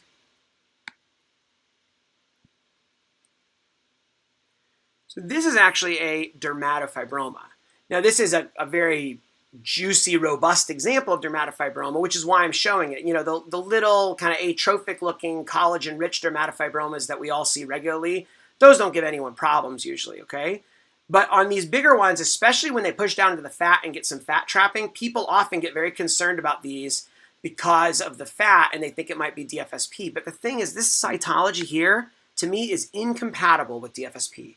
I've never seen a DFSP with cells this atypical. Now, there have been extremely rare case reports of pleomorphism in DFSP, and I take that back, I've seen one DFSP that had been radiated, and it did have scattered, degenerative, bizarre pleomorphism, presumably from the radiation. But other than that, DFSP, translocation sarcoma, has uniform cells. And here in dermatofibromas, also known as benign fibrous histiocytoma, you tend to see scattered atypia commonly. Sometimes it can be pretty pronounced, actually, what people call monster cells, big, bizarre atypia scattered in the middle. But the cells in the dermatofibroma are a lot more plump, have more abundant cytoplasm. They often have scattered nuclear atypia. They often have kind of more prominent mitotic activity. So paradoxically, dermatofibromas look more atypical, actually, cytologically, than DFSP does, even though they're benign. So this is a dermatofibroma that actually is kind of, I think you could classify this as a cellular dermatofibroma because it's got a lot of fascicles And also, because of all the hemosiderin, you can say that it's hemosiderotic or aneurysmal. Those kind of have overlap. You often see hemosiderin, though, in dermatofibromas. Sometimes it's very focal, but it's often present. You often see hemorrhage. And again, look for the scattered atypia.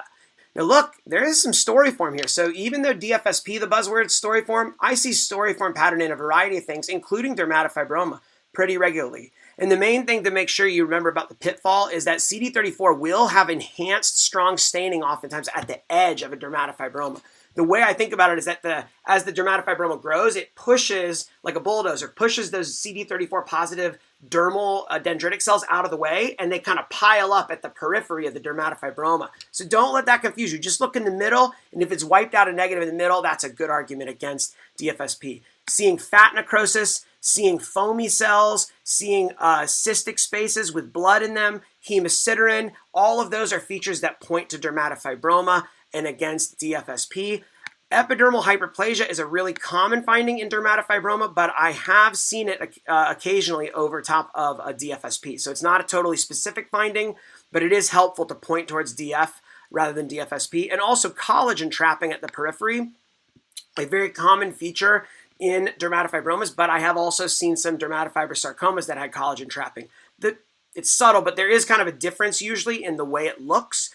But here you see like kind of big, thick collagen bundles. They're basically reticular dermal collagen that's being trapped by the periphery of the tumor, okay? And when there's a lot of atypia in a DF, you can call them atypical fibrous histiocytoma or atypical DF. And Chris Fletcher's written a paper about that you can read if you want to kind of see some pictures and examples of how much atypia is too much. To me, I would just call this a cellular DF with hemosiderin or aneurysmal change personally. So, okay, we've done 6 cases. Let's take a little break here, and then I'm going to get a drink of water. Let's meet back in just 5 minutes, and then I will pick up the pace for the next 13 cases, okay? Hi, I'm Dr. Jared Gardner, and I'm here today with my awesome pathology resident, Dr. Haluk Kavas. And these are a continuation of the Oregon Pathologists Association cases. Unfortunately, when I gave this lecture in August 2021, my video file corrupted, I think, after case 6, and the rest of the video did not record. So Haluk has helped me by sitting down with me and forcing me to go over these and actually get this recorded so we can release the rest of these cases and answers for the very patient pathologists in Oregon. So in any case, without any further waiting, let's do this one. This is a 75-year-old man with a red-purple cheek nodule. And we've got the digital slide right here. And you can see up here, we've got some spindle cells in the dermis. There's an ulcer that probably was a biopsy site. I can't remember. It's been a long time since I first saw this case. And then down here, it looks different. Much more cellular, multinodular, extending way into the subcutis, and big zones of necrosis in the middle. Lots of necrosis. So the spindle cells are kind of a slightly grayish color, or purple even. Their cytoplasm, kind of amphophilic, very atypical, hyperchromatic, mitotic activity. Yes, this is a very high grade aggressive tumor and is going all the way into the skeletal muscle. And here is the first thing I want to point out is we can see that in between the tumor cells, there are little cracks and spaces, and some of those have blood cells in them. So when you see spindle cells that are kind of in fascicles with blood-filled little spaces, one thought that you would have is Kaposi sarcoma. So Kaposi sarcoma is a consideration. The problem is that this is really ugly and atypical tumor, much more atypical than most cases of Kaposi sarcoma are. And also, this was the face of a 75-year-old, which would be an extremely unusual history for Kaposi sarcoma, which is going to usually arise either in the setting of AIDS or, yeah, exactly, they're driven by HHV8, and they can arise in patients with AIDS or other immune-suppressed conditions, or when they arise in elderly patients, usually it's on the feet or the lower legs, not the head and neck. So something that looks like Kaposi sarcoma, but is on the sun-damaged head and neck of an old person, to me, that's angiosarcoma until proven otherwise. And that's what's going on here. This is an example of a kind of solid and cellular spindled appearing angiosarcoma. It has kind of spindled and a little bit epithelioid cells also. And it's kind of having a bit of mimicking of Kaposi sarcoma, but the clue is the location and the age, and then also the dramatic atypia. And then when we go here, you can see it's making actually more obvious well-formed channels made by the tumor cells. But the best area I'm going to show you, we're going to zoom back out and go up to the top. The key, I think, is up here. So a lot of times, this is what you're going to want to see in an angiosarcoma, is infiltrating, interconnecting vascular channels that are infiltrating out into the tissue, and they're filled with blood. So you can see that these are actual vessels made by, they're kind of irregular, not well-formed vessels made by malignant endothelial cells. So this is a classic feature of angiosarcoma. And I find that most of the time, angiosarcomas are pretty obvious vascular channel formation, but there are some cases where they can become very solid and hypercellular and not make well-formed channels. So sometimes that's epithelioid angiosarcomas, can be very sheet-like and can mimic like a melanoma or a poorly differentiated carcinoma. And then the spindled angiosarcomas like this one can kind of mimic Kaposi sarcoma or other sarcomas. So I would say that usually, though, if you have a large enough sample, even if you have areas that are very cellular and don't have well-formed vascular channels, if you get a big enough sample, if you look out at the periphery, you'll begin to find areas like this where you see tumor cells actually forming interconnected vascular channels. And so sometimes you do have to look very carefully, and I've had ones on small biopsy that had no obvious vascular channel formation or only very focal, and those are treacherous ones because sometimes angiosarcomas, particularly epithelioid angiosarcomas, can be keratin positive, and so they could lead to a misdiagnosis as a poorly differentiated carcinoma. And unfortunately, these are very aggressive tumors, and they have some unique management considerations. So this is a good example again of, here you can see there's a blood-filled spaces, and they are lined by atypical cells. So that's a real important thing, is when you see blood-filled channels and you're thinking, could it be angiosarcoma, look at the lining cells of the channels. They should be ugly and atypical cells. Because, otherwise, some tumors have a lot of vascularity in the background, but are not truly making vascular channels. So I think that's important to learn how to go in close and look at what lines the spaces, and if they're atypical endothelial cells. So angiosarcomas are going to usually stain with vascular markers. The ones that I like the best are ERG, and also CD31. CD34 will stain them oftentimes, but I've seen several CD34 negative angiosarcomas, which is really scary and treacherous pitfall. And then the other thing that I like to point out in this case is that, look, what if you just had a shave biopsy like this deep? It'd be really easy to miss this. So up here, there are atypical cells forming vascular channels, even like an atypical mitosis, it looks like. But they're just very focal. So if I see endothelial atypia in a shave biopsy on the elderly head and neck of a sun damaged person, I get really worried about that. And I would ideally like to see a clinical photo. If it's part of a larger bruise-like lesion, a violaceous lesion, then I tell them to go back and get me a bigger sample to rule out angiosarcoma. So I always have a real high suspicion for this disease. I volunteer with an angiosarcoma patient support group on Facebook. And so I've met many patients who have this and their family members. And so I have a real heart for people who suffer from this terrible disease because of all those people that I've met online.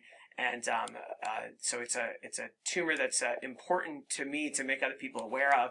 And I always think about it very carefully because it's such a serious diagnosis. In many cases, unfortunately, do lead to mortality. Although I've met some patients that have been long-term survivors from angiosarcoma, which has really been an amazing thing for me. So let's see. I think the other end out here has some good. See, these are vascular channels lined by malignant tumor cells.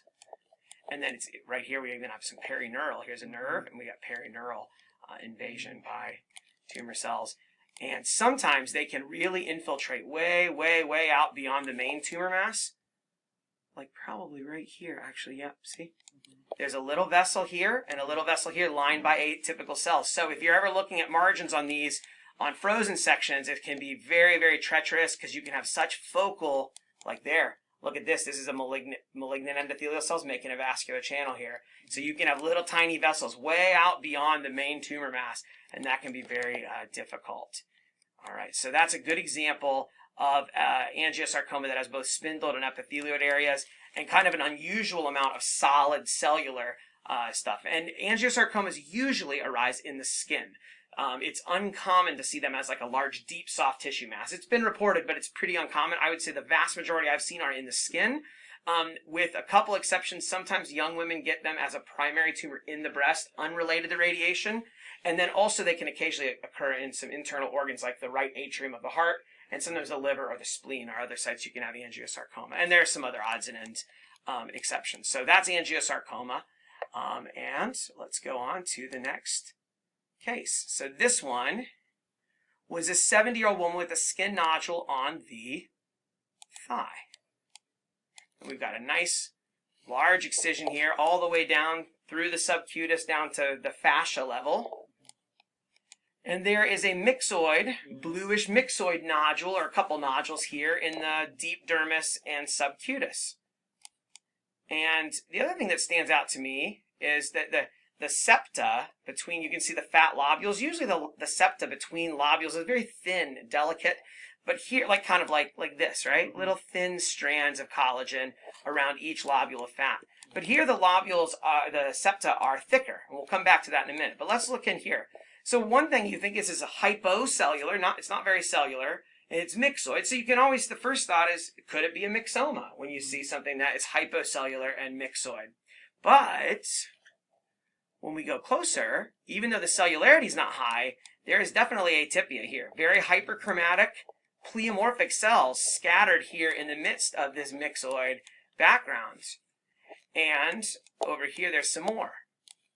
This area gets a little bit more cellular, but look, very ugly cells, very hyperchromatic. Some of them are multinucleated, and they have this myxoid backgrounds. And then there are sometimes some kind of prominent, elongated blood vessels. They're not really dramatic in this case. All right, and then so this is a extremity of an elderly patient, and so when we see this myxoid tumor with hyperchromatic atypical cells, and it's infiltrating into the subcutis or in the dermis on the elderly patient on the extremity. This is a classic example of myxofibrosarcoma. And based on this, when they're really low cellularity like this, when the cellularity is very low, this is a grade 1 myxofibrosarcoma. Or a low-grade myxofibrosarcoma, although I don't like to call them that way because it sounds a lot like another tumor, low-grade fibromyxoid sarcoma. The names are very, very similar. So I intentionally call this myxofibrosarcoma, comma, grade 1, or comma, low grade, to make it sound different from that other tumor that has a very frustratingly similar name. So this is an important tumor to know about because, all sarcomas are rare. But as sarcomas go, this one is relatively common form of sarcoma. So I see these regularly, like, on a regular basis, many times per year, I see myxofibrosarcomas. There's some other sarcomas I've seen like a couple of in my whole career, So, but this is one that we see regularly, and they are commonly in older adults, and on the extremities is the most common site to see them. The other reason they're important, particularly for any dermatopathologists watching this, and dermatologists, is because they often arise above the fascia in the dermis or subcutis. And sometimes they are only, like this case, are limited to the dermis and subcutis without any deeper involvement. Other times they're down in the deep soft tissue, but they are a sarcoma that commonly involves the skin. And because of that, they can sometimes get mistaken as a cyst, just like almost any nodule in the skin can look like a cyst clinically and look like a skin-colored bump. I've seen all sorts of different sarcomas that have been clinically thought to represent cyst until they were biopsied. And so in any case, though, it's important to know because they are superficial. They often get picked up and detected by dermatologists or other doctors who may think that they are something else because they're just presenting as a nodule in the skin. And the other thing is that they often extend far beyond where the tumor appears to end. So clinically, it might have felt like a nodule here. So they went out and did a wide margin around it. But look what happens. The tumor cells ooze out of these myxoid nodules, and they extend and trickle along the fibrous septa of the subcutis, and they do the same thing along the fascia, or if they're down in the muscle, in between the muscle bundles. They are very infiltrative. And look, there's still tumor cells here, very atypical. And watch, we keep following it, still tumor cells. And we keep going and keep going. And this tumor, even though they did a very wide margin, the tumor cells go all the way out to the inked peripheral margin, like miles away from the original mass. So these tumors often extend very far beyond what they appear to be clinically. And because of that, it's really hard to get negative margins on them sometimes. And I know that my sarcoma surgery colleagues that I've worked with, they often, are really frustrated by these tumors because they'll do such a big excision and still end up with positive margins, and which, obviously if you don't get that under control, they have a much higher chance of local recurrence because of how infiltrative they are. And this is an unusual tumor for a variety of reasons compared to other sarcomas, and this is one of the reasons that many sarcomas grow quickly and make like a ball of tumor, a sphere that pushes everything out of the way, and are not very infiltrative. But myxofibrosarcoma is a notable exception, that it is usually infiltrative at the edges and not well circumscribed. So many other sarcomas are usually pretty circumscribed, but not myxofibrosarcoma. So this is, like I said, I would call this grade 1. And when they become more cellular and start having clumping of cells around vessels, they become either grade 2. And then grade 3 usually have solid sheet-like areas that look like other high-grade sarcomas, look like undifferentiated pleomorphic sarcoma, but then you'll have other foci that have myxoid. And if you're watching this online, I have a full video about myxofibrosarcoma, and I'll put a link down below and you can check that out. So anyway, myxofibrosarcoma grade 1, and these are tumors that really, immunostains, you could do a few immunostains to rule out other possibilities, but these really are pretty much an H&E diagnosis. I usually do include, like, particularly if there's solid cellular areas, I may include a S100 to rule out there are very rare cases of melanoma that can have myxoid change, but I mean, usually this is a diagnosis made on H&E mostly. And there's not much else that looks quite like this. I've seen a pleomorphic rhabdomyosarcoma once that had some myxoid areas that looked very much like myxofibrosarcoma. And there are some other forms of liposarcoma, like pleomorphic liposarcoma, can have areas that look like this, but then it will have other areas with obvious lipoblasts. But there's no specific marker that we can do by molecular or immunohistochemistry to prove this diagnosis. These have random chromosomal abnormalities and no specific immunohistochemical findings. All right, so that's myxofibrosarcoma, grade 1. Now this one is a 45-year-old woman with a 6-centimeter intramuscular thigh mass. For this one, I have a guess. Okay, what's your guess? Fibromyxoid. Very good. This is the mimic in name only, because it doesn't really look anything like that tumor that we just looked at, right? This is a low-grade fibromyxoid sarcoma, also known as Evans tumor, after Dr. Harry Evans, a really famous soft tissue pathologist from MD Anderson, who first described this tumor in the 1980s. And I had the really great experience of getting to work with Dr. Evans a bit when I was a resident in Houston. And I remember one day sitting at the microscope and asking him to tell me the story about how he, discovered this tumor. And he, very modest and kind of soft-spoken guy, and told me the story of how he saw these tumors that had initially been thought to be benign. I think one of them was thought to be like a desmoid fibromatosis, and the other was thought to be a fibroma or a neurofibroma. But then after they developed lung metastases, the patient sought care and at a major center, and he ended up seeing those and recognizing that they represented an entity that had not yet been described. So really, it was a really cool experience for me to get to sit with Dr. Evans and hear the story of how he described, the tumor that bears his name.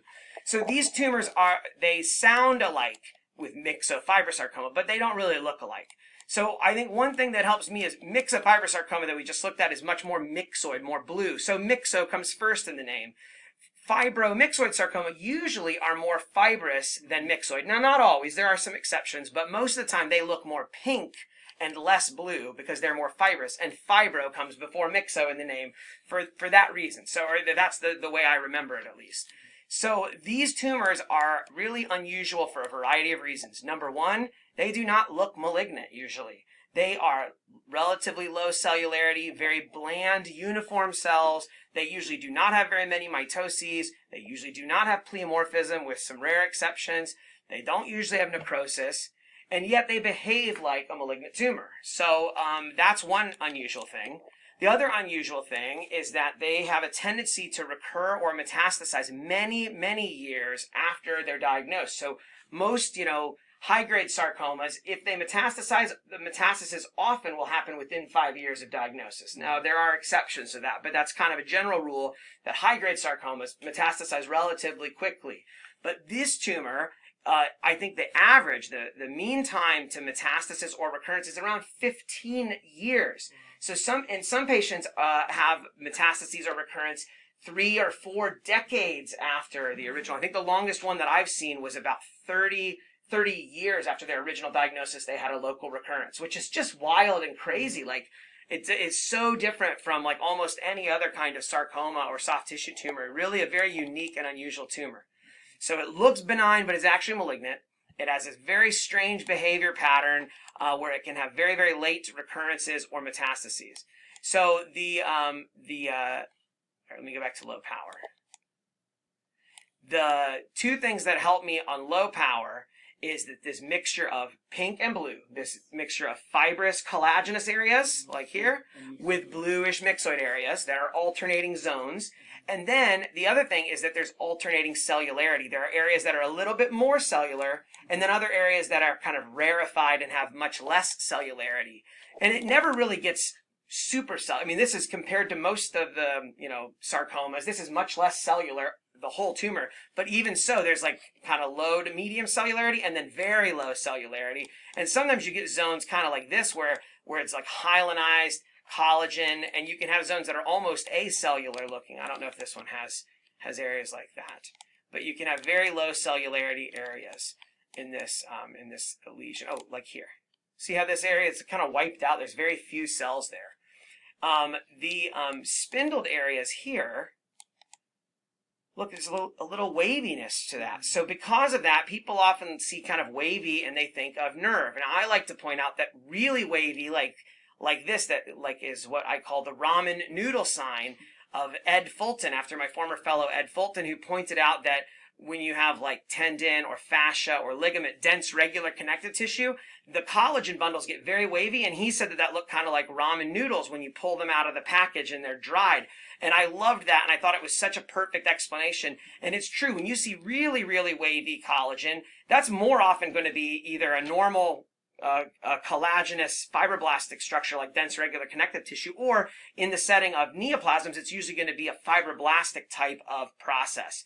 So neural tumors can sometimes have waviness, but I feel like non-neural fibroblastic tumors actually are often much more wavy with their collagen than nerve tumors. But the point is that with these bland spindle cells, fine collagen, and some bluish myxoid change, those are features that do resemble neurofibroma. So these tumors can get mistaken for neurofibroma. They can get confused with desmoid fibromatosis, although usually they're not quite as broad, sweeping fascicles as desmoid tumors. I have a video on desmoid fibromatosis and neurofibromas also. I'll put links down below. And then also they, because they look benign cytologically and they look like fibroblasts, you might be tempted to say, well, I don't know what this is, but I'll just call it a fibroma, not otherwise specified. Don't do that. That fibroma is a term that I do not personally use in soft tissue pathology unless it is a specific type of fibroma, like desmoplastic fibroma or other types of fibromas that are named. There's some in oral pathology, and in the GYN tract, I know there's some fibromas, and I'll leave that to gynecologic pathologists to debate over and talk about proper naming. But in soft tissue, I don't say, well, I'm not sure what it is, I'll just call it fibroma, because that's how things like this can get missed. And a really great pearl that one of my mentors, Dr. J. Rowe, taught me in residency is that if something is a neoplasm, and you think it's benign, but you don't know a name for it, don't just sign it out as benign, not otherwise specified. Go and show it to someone and get some expert consultation, because there are times in pretty much every organ system that there are things that look benign and don't have obvious malignant features, but based on their specific pattern are actually malignant. And so you would never recognize them by the usual rules and so experts in the field will know those things. So another example in soft tissue is like myxoid liposarcoma. It also doesn't look malignant particularly. It looks benign by all the rules we would teach a first-year resident, but it's the pattern of knowing, oh, those vessels and that myxoid background and those little tiny lipoblasts, this is a myxoid liposarcoma. So I think that's an important rule that, don't just call something benign, I don't know what it is. Malignant is a little different. You can say this is high-grade malignant and I'm not sure what it is, because once you say it's malignant, then that's going to initiate a chain of events that even if you're not sure what it is, the patient's going to get further workup, they'll get the pathology reviewed. But once you call it benign, no one else is going to look at the case, right? They're going to tell the patient it's all good, don't worry. And that's when, problems can potentially develop there. So I thought that was a really great lesson from Dr. Rowe. But this is that intermingled pink and blue. And then also, this is a subtlety, but look at the collagen. The collagen bundles they're so fine, like little thin threads, and they have pale space between because they're kind of, there's diffusion of myxoid background ground substance in between these little thread-like collagen fibers.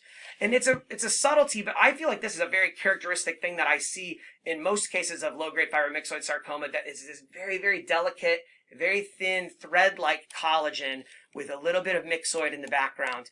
That is a pretty characteristic feature, I think.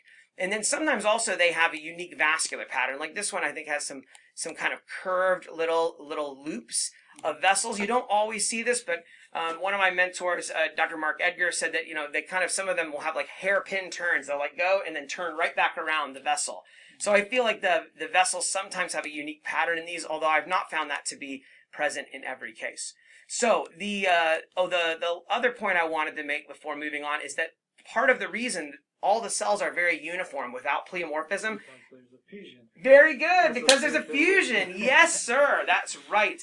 Many locations. Yes.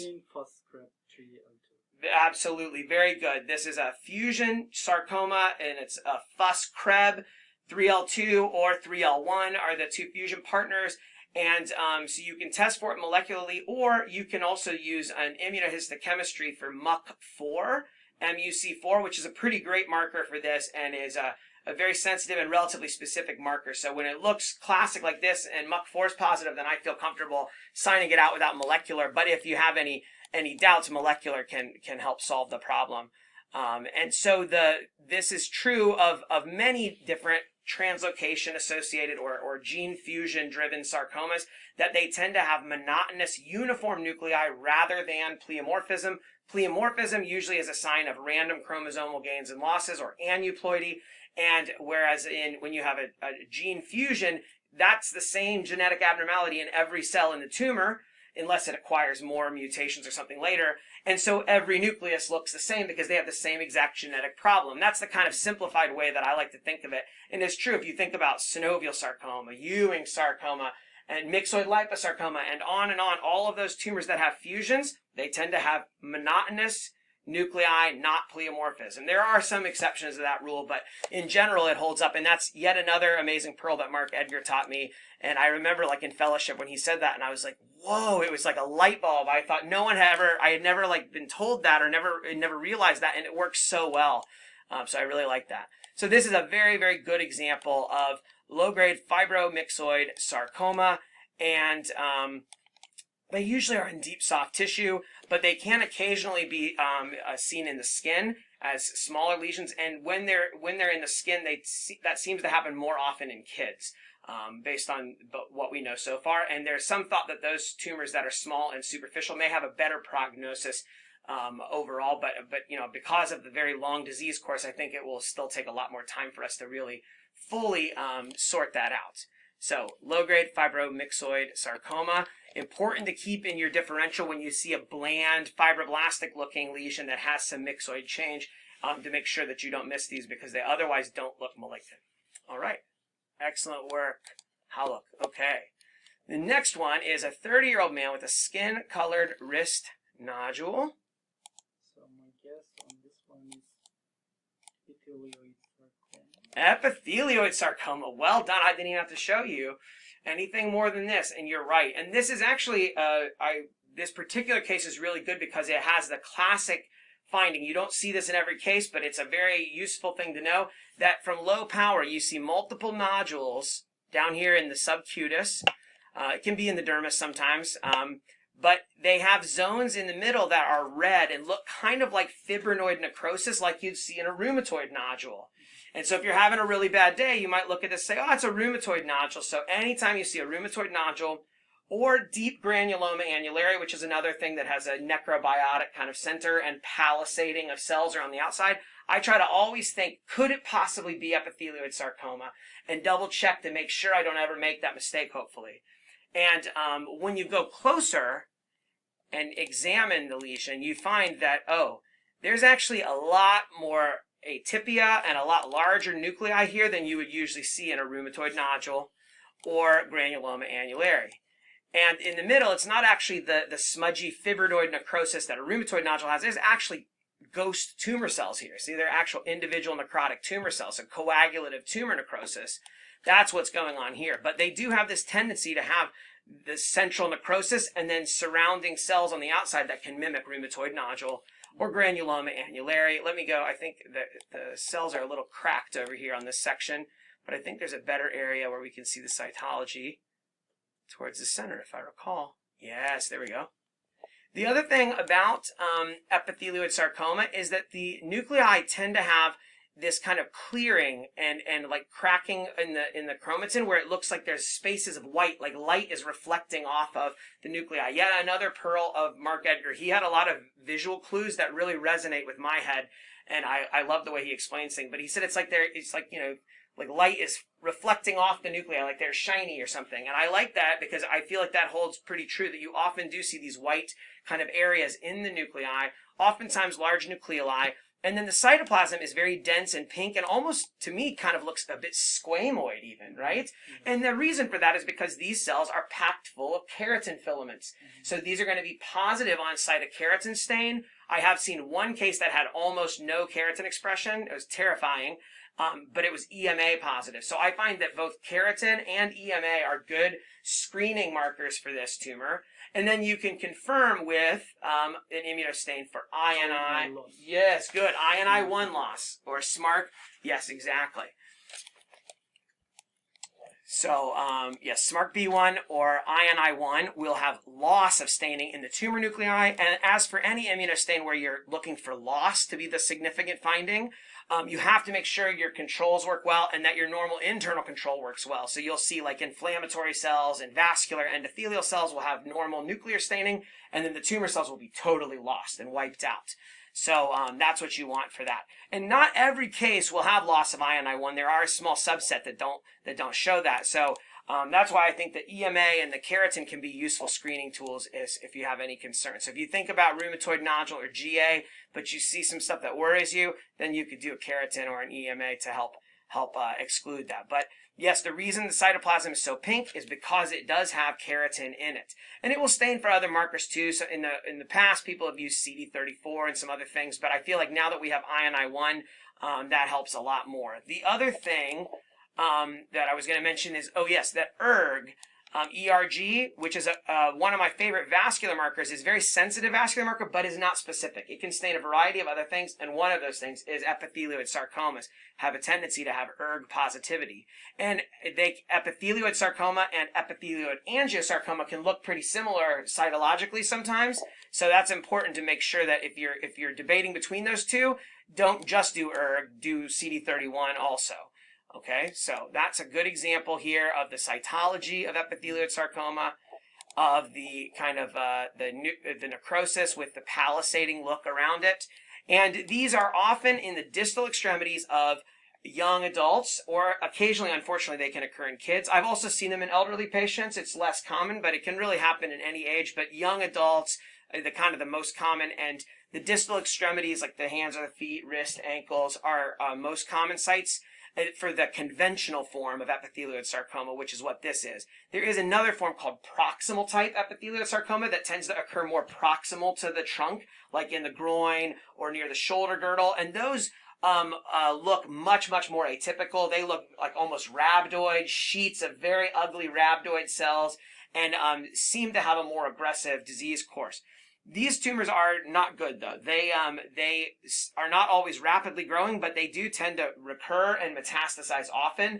And sometimes they can metastasize like up the arm, in almost like a sporotrichoid pattern, like you would see in sporothrix. So I've seen a case like that where a young guy had to have an amputation of the entire arm, and there were multiple nodules of epithelioid sarcoma all in the dermis and subcutis throughout the arm. It was positive in the lymph nodes, and it was all the way up at the margin of the amputation as little satellite lesions and in transit metastases, unfortunately. So it's an aggressive tumor that has a significant risk of distant metastases and death, and it's really tragic because it tends to occur in young people. So it's tragic for anyone to get a terrible disease, but it seems even more so when it's someone who's young.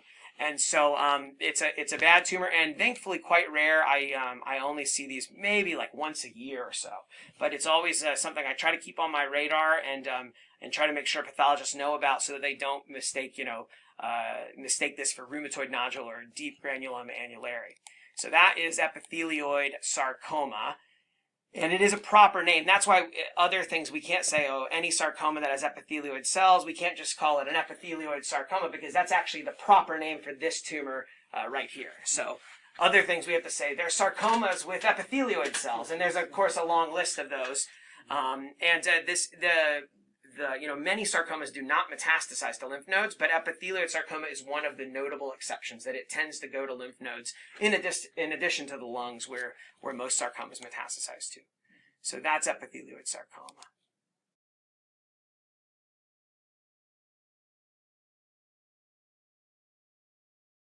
The next one is a 20-year-old woman with a skin-colored wrist nodule, present for several years, and it's attached to the tendon sheath on imaging studies. No history of malignancy. So 20, a young patient.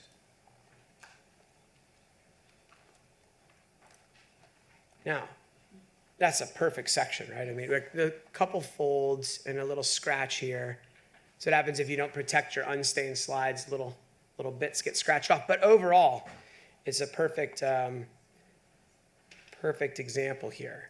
So right down here, this dense band of pink, let's look at that before we look at the tumor. See how wavy that is? Wavy is not usually nerve. Everyone teaches nerve, wavy. Nerves are like gentle waves maybe, slow and gentle. But when it's like this, ramen noodles or instant noodles, the little package of dry noodles that you take out when you're in college and you're poor and you can't eat. I don't know, at least in America we have them. I don't know, maybe not in France. You have them? What do you call, comment tu dis? Noodle. They're wavy, right? Really wavy when they're dried. And then you add the hot water and then they get soft. So one of my fellows, Dr. Ed Fulton, really awesome fellow of mine in the past, trainee in dermatopathology, he said, it looks like ramen noodles in the package, how wavy. When it's that wavy, it's usually not nerve. It's usually collagen, dense, regular connective tissue. And that type of tissue encompasses tendon, ligament, fascia, and a lot of things that are fibroblastic lesions that have a background of collagen. What happens is during processing, the tissue shrinks up. And in the fibers that are normally stretched out, they become very, very wavy. So the only reason I belabor this point is that I have encountered not just trainees, but practicing pathologists many times that have struggled to identify that this is not nerve. This is fascia or tendon sheath, dense, regular connective tissue. It can make a very big difference. For the example here, the reason we need to know is that we know that this tumor is down deep enough that it's sitting on the tendon sheath or the fascia and directly adherent to it, attached to the collagen of the tendon sheath. Now, basic histology is always so important. Even now, all the time, one little tiny finding of histology sometimes will make a difference between recognizing that something's not a little bit of melanoma in a lymph node. So I really think you can never spend enough time learning all the subtleties of basic morphology for normal histologic structures. So here, this tumor is a nodule, kind of multinodular. It's very pale from low power. And as we go closer, you can see a lot of the cells truly have clear cytoplasm. All right. In other areas, the cytoplasm is not truly clear, but kind of pale, like here. Kind of pale gray or pale eosinophilic. So it can run a range as far as how clear the cytoplasm is. I think the most classic areas are down here, where the cells are arranged in, again, these kind of nest/fascicle overlap. Okay. They're these, if you cut them longitudinally, they look like long fascicles of plump spindle cells, joufflu, right? Oh, sorry. If you cut them in cross-section, they look more like nests. So it is a matter of three-dimensionally if it's cut long or across. The cells are relatively uniform. Their nuclei are oval and all look like each other, okay? That is a general feature of most translocation-associated neoplasms, particularly in soft tissue pathology. If there is a balanced rearrangement or a gene fusion, usually the tumor will have nuclei that all look alike because they all have the same molecular event that's driving the tumor. Pleomorphism oftentimes is a marker of underlying chromosomal instability or aneuploidy, random chromosomal gains and losses. This is not a perfect rule, but it works pretty well because if you think about all of the translocation sarcomas, synovial sarcoma, Ewing sarcoma, clear cell sarcoma, which is what we have here, and more. They may have mitoses or necrosis, but you don't see pleomorphism usually. Now this tumor, when it recurs or metastasizes, can sometimes get pleomorphic, but usually it does not. And it's a really great rule, solitary fibrous tumor, translocation associated. It's a really great pearl that one of my mentors, Dr. Mark Edgar, taught to me. And he taught me a lot of really great visual tricks and tips in soft tissue pathology that I now pass on to everyone whenever I speak. So the cells are uniform. They do tend to have prominent nucleoli. See the nucleolus there? I'll show you a better area in a minute. Oh, there. Nice nucleolus. Almost that cherry red nucleolus, like the nucleolus of a melanoma, a little bit. The other thing is that in between the nest there is dense collagen, dense pink collagen, dividing these nests or fascicles like this, okay? So these features are characteristically seen in clear cell sarcoma, which has also been called in the past, much to the confusion of many, melanoma of soft parts. We now know these are not melanoma in the traditional sense. They are separate and distinct. And this was first described, or at least the landmark paper describing them was by, I kind of think as my academic grand-père, Franz Enzinger. He trained Sharon Weiss. Sharon Weiss trained me, so he's like my grandfather. He would probably not, I never met him, unfortunately. He died before I was a pathologist, but he, not only this, but he described many of the main entities in soft tissue pathology. Really an amazing legend, and it's really great to be able to see these tumors that he characterized in the 1970s and 80s with no molecular or anything, just morphology. Those days, wow, amazing. So that pattern right there is what should make you think of clear cell sarcoma. So a few things. One other thing that's, let me see if I can find it. I should. There's another feature you often find in clear cell sarcoma. Oh, look at the nucleoli there. Very big. And look, the nuclei look round, not oval, because again, it depends if you cut them long or cut them across. The nuclei look different, whether they're elongated or round, right? So, oh, sorry, I don't know why these keep, okay. So that is a good, and then in here, there should be a multinucleated giant cell. I thought I had it. It's right. I've looked at this slide enough times. I should have it memorized, but I get lost. Oh, come on. 2 seconds. We have time. Okay, good.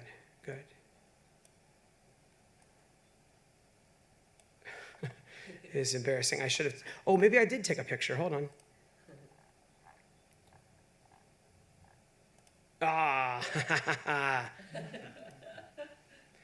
That is not a Teuton cell. That is not a histiocyte. It is a tumor giant cell. The nuclei here look the same as all the other nuclei. They are just fused together to make a ring-shaped, kind of halo-like multinucleated giant cell. It's a common feature in clear cell sarcoma. So these tumors, the reason the name melanoma of soft parts or of soft tissue came about is that they do have some similar cytology as melanoma, the big nucleoli. They have a very similar immunophenotype. They stain with S100 and SOX10 and MART1 and HMB45. And I just learned today from Arnaud that they are positive for NTRK, right? The pan-TRK marker, which is cool. And I didn't know, and I'm going to have to try that out in my lab next time I see one. Oh, whoops. That's not a slide. That's a PowerPoint. Okay. There. So when they have classic morphology like this, great, clear cell sarcoma.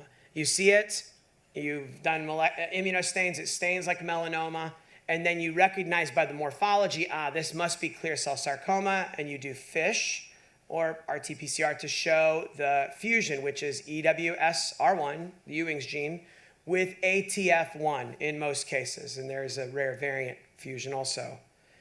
The problem is that if it doesn't have classic features, if it looks like maybe this, but then you might struggle. Because when I look at a picture of that, I don't instantly think clear cell sarcoma. I would scratch my head and think of a variety of different things. I mean, there are areas here that vaguely remind me of the CRTC, vaguely. Arnaud's probably shaking his head like, no. Surely not. But I mean, I don't know. I might think of melanoma. I mean, it's pretty solid. It's not truly clear. It's kind of gray cytoplasm. Yeah, there are some nucleoli, but they don't instantly give me the classic feeling of a clear cell sarcoma. So one thing I recommend is if you had say you had a nodule of melanoma in the deep dermis or subcutis, if you see a nodule of melanoma down deep, that is metastasis until proven otherwise, right? When we see a nodule that's deep dermis or subcutis, that is the way that metastatic melanoma presents.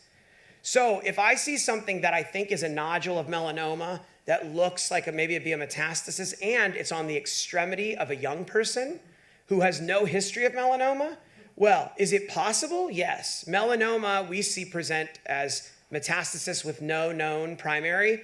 On a regular basis, I've seen that. But in a young person on the extremity, that would be rare, okay? So in those cases, I stop and think, could it be clear cell sarcoma? And if I have any doubt, then I do the molecular, because it probably does make some difference for treatment. Say you want to excise these with negative margins, and if it's a metastatic melanoma, usually they will still excise it, but the margin status is not quite as important because it's already stage 3 or stage 4. The other difference now is that in the age of targeted therapies and checkpoint inhibitor drugs, which are very expensive, at least in the United States, and they're drugs that come with a significant potential side effect profile. The potential maybe to cure or turn metastatic melanoma sometimes into a chronic disease, or maybe even cure it, but at the risk of very severe side effects. And I had a relative actually who unfortunately died from metastatic melanoma and took checkpoint inhibitors and really had a lot of side effects, really bad ones from it. So they're amazing, miraculous drugs, but they also at the same time, when you unhook the immune system and let it go unrestrained, it comes with bad side effects. My understanding is that people have tried checkpoint inhibitors, some with clear cell sarcoma, but I don't know if there's been proven success because these are very rare. I only see these maybe once every 2 years or so. Very, very rare tumors. But I always try to think of them if I'm thinking of a metastatic melanoma, particularly in the extremity of a young person with no history, okay? So it's good to know about. You can test for it with molecular. And unfortunately, the 5-year survival is pretty decent. But if you follow patients 10, 15 years or beyond, the prognosis becomes much, much worse. They tend to recur, metastasize to regional lymph nodes, and eventually have distant metastases, which is very unfortunate. So, and they often affect young people, young adults. So it makes it even more tragic. Terrible disease. but one that's good to know about. And I think this is, to me, a very characteristic example of clear cell sarcoma. All right, so now we've got a 70-year-old man with a large retroperitoneal mass that partially surrounds the kidney. Okay. Very good. So right away, you know that when you see a sarcoma in the retroperitoneum, a high-grade sarcoma, D. diff liposarc should be the top thing on your list. There are other sarcomas that can occur in the retroperitoneum, but by far the most common one I see there is D. diff liposarc. So a pleomorphic sarcoma of retroperitoneum, to me, is D. diff liposarcoma till proven otherwise. In my book, personally, that's how I think of it. So, hold on a second here. We have also, oops, we got 4 slides here. Let me pull it up. There we go. And then let me show you, before we go into that, let's look at the imaging studies. So this is enormous mass here. And you can see here's the kidney, and the tumor wraps partly around the edge, but really is pushing mostly in the retroperitoneum, just kind of grabbing the edge of the kidney. There's an important thing, though, to keep in mind here. When you see a large retroperitoneal mass that they think is a soft tissue mass, always think maybe it's actually not a soft tissue mass. Maybe it's a renal tumor that's pushed into the soft tissue, or maybe a GI tumor, or maybe a GYN tumor that's pushing out. And the opposite is also true. When you see a thing that is submitted as a large renal mass, if it's really big especially, it's possible that actually it's a retroperitoneal soft tissue tumor that just has encased the kidney. So I think it's important to keep in mind that sometimes radiographically even and intraoperatively, it can be hard for the surgeons and the radiologists to determine if the mass is arising from the kidney or if it's arising from the soft tissue of the retroperitoneum and then secondarily involving the kidney. And that's true for the GYN organs and the GI organs too. So that's always important, because otherwise you can get into if they tell you it's submitted as a large renal mass, then your brain starts thinking about all the renal tumor differential diagnoses, and you got to make sure that you don't, that you keep all the retroperitoneal sarcoma possibilities in mind too. So I've seen that happen before in the past. And then here's what it looked like grossly. So here's the kidney in cross-section, and here we have a very large tumor that has a variety of areas. It's got kind of gelatinous yellow areas, it's got white areas, kind of fleshy white to yellow areas, and lots of foci of hemorrhage and necrosis. And here's another view. And that's what the outside looked like. Yeah, there we go, and the very fleshy appearance, right? So let's go now back to the slides. So this tumor, big zones of necrosis, I'll show you this. Here's one slide, and we'll come back to this one in a minute, but let's look at the other. There's 4 of them. Here's another area. Yeah, very cellular. And another. And another. So it's kind of heterogeneous. There's a lot of different patterns that we're seeing here in this tumor. We've got areas like this that are kind of spindled, fusiform spindled cells with a little bit of a myxoid background. These don't look wildly pleomorphic.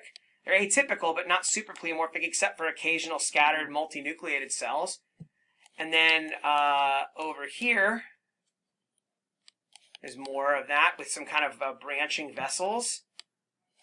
Little foci of calcification. This area has more of the a much more myxoid backgrounds with little tiny vessels, spindle cells, lots of myxoid backgrounds.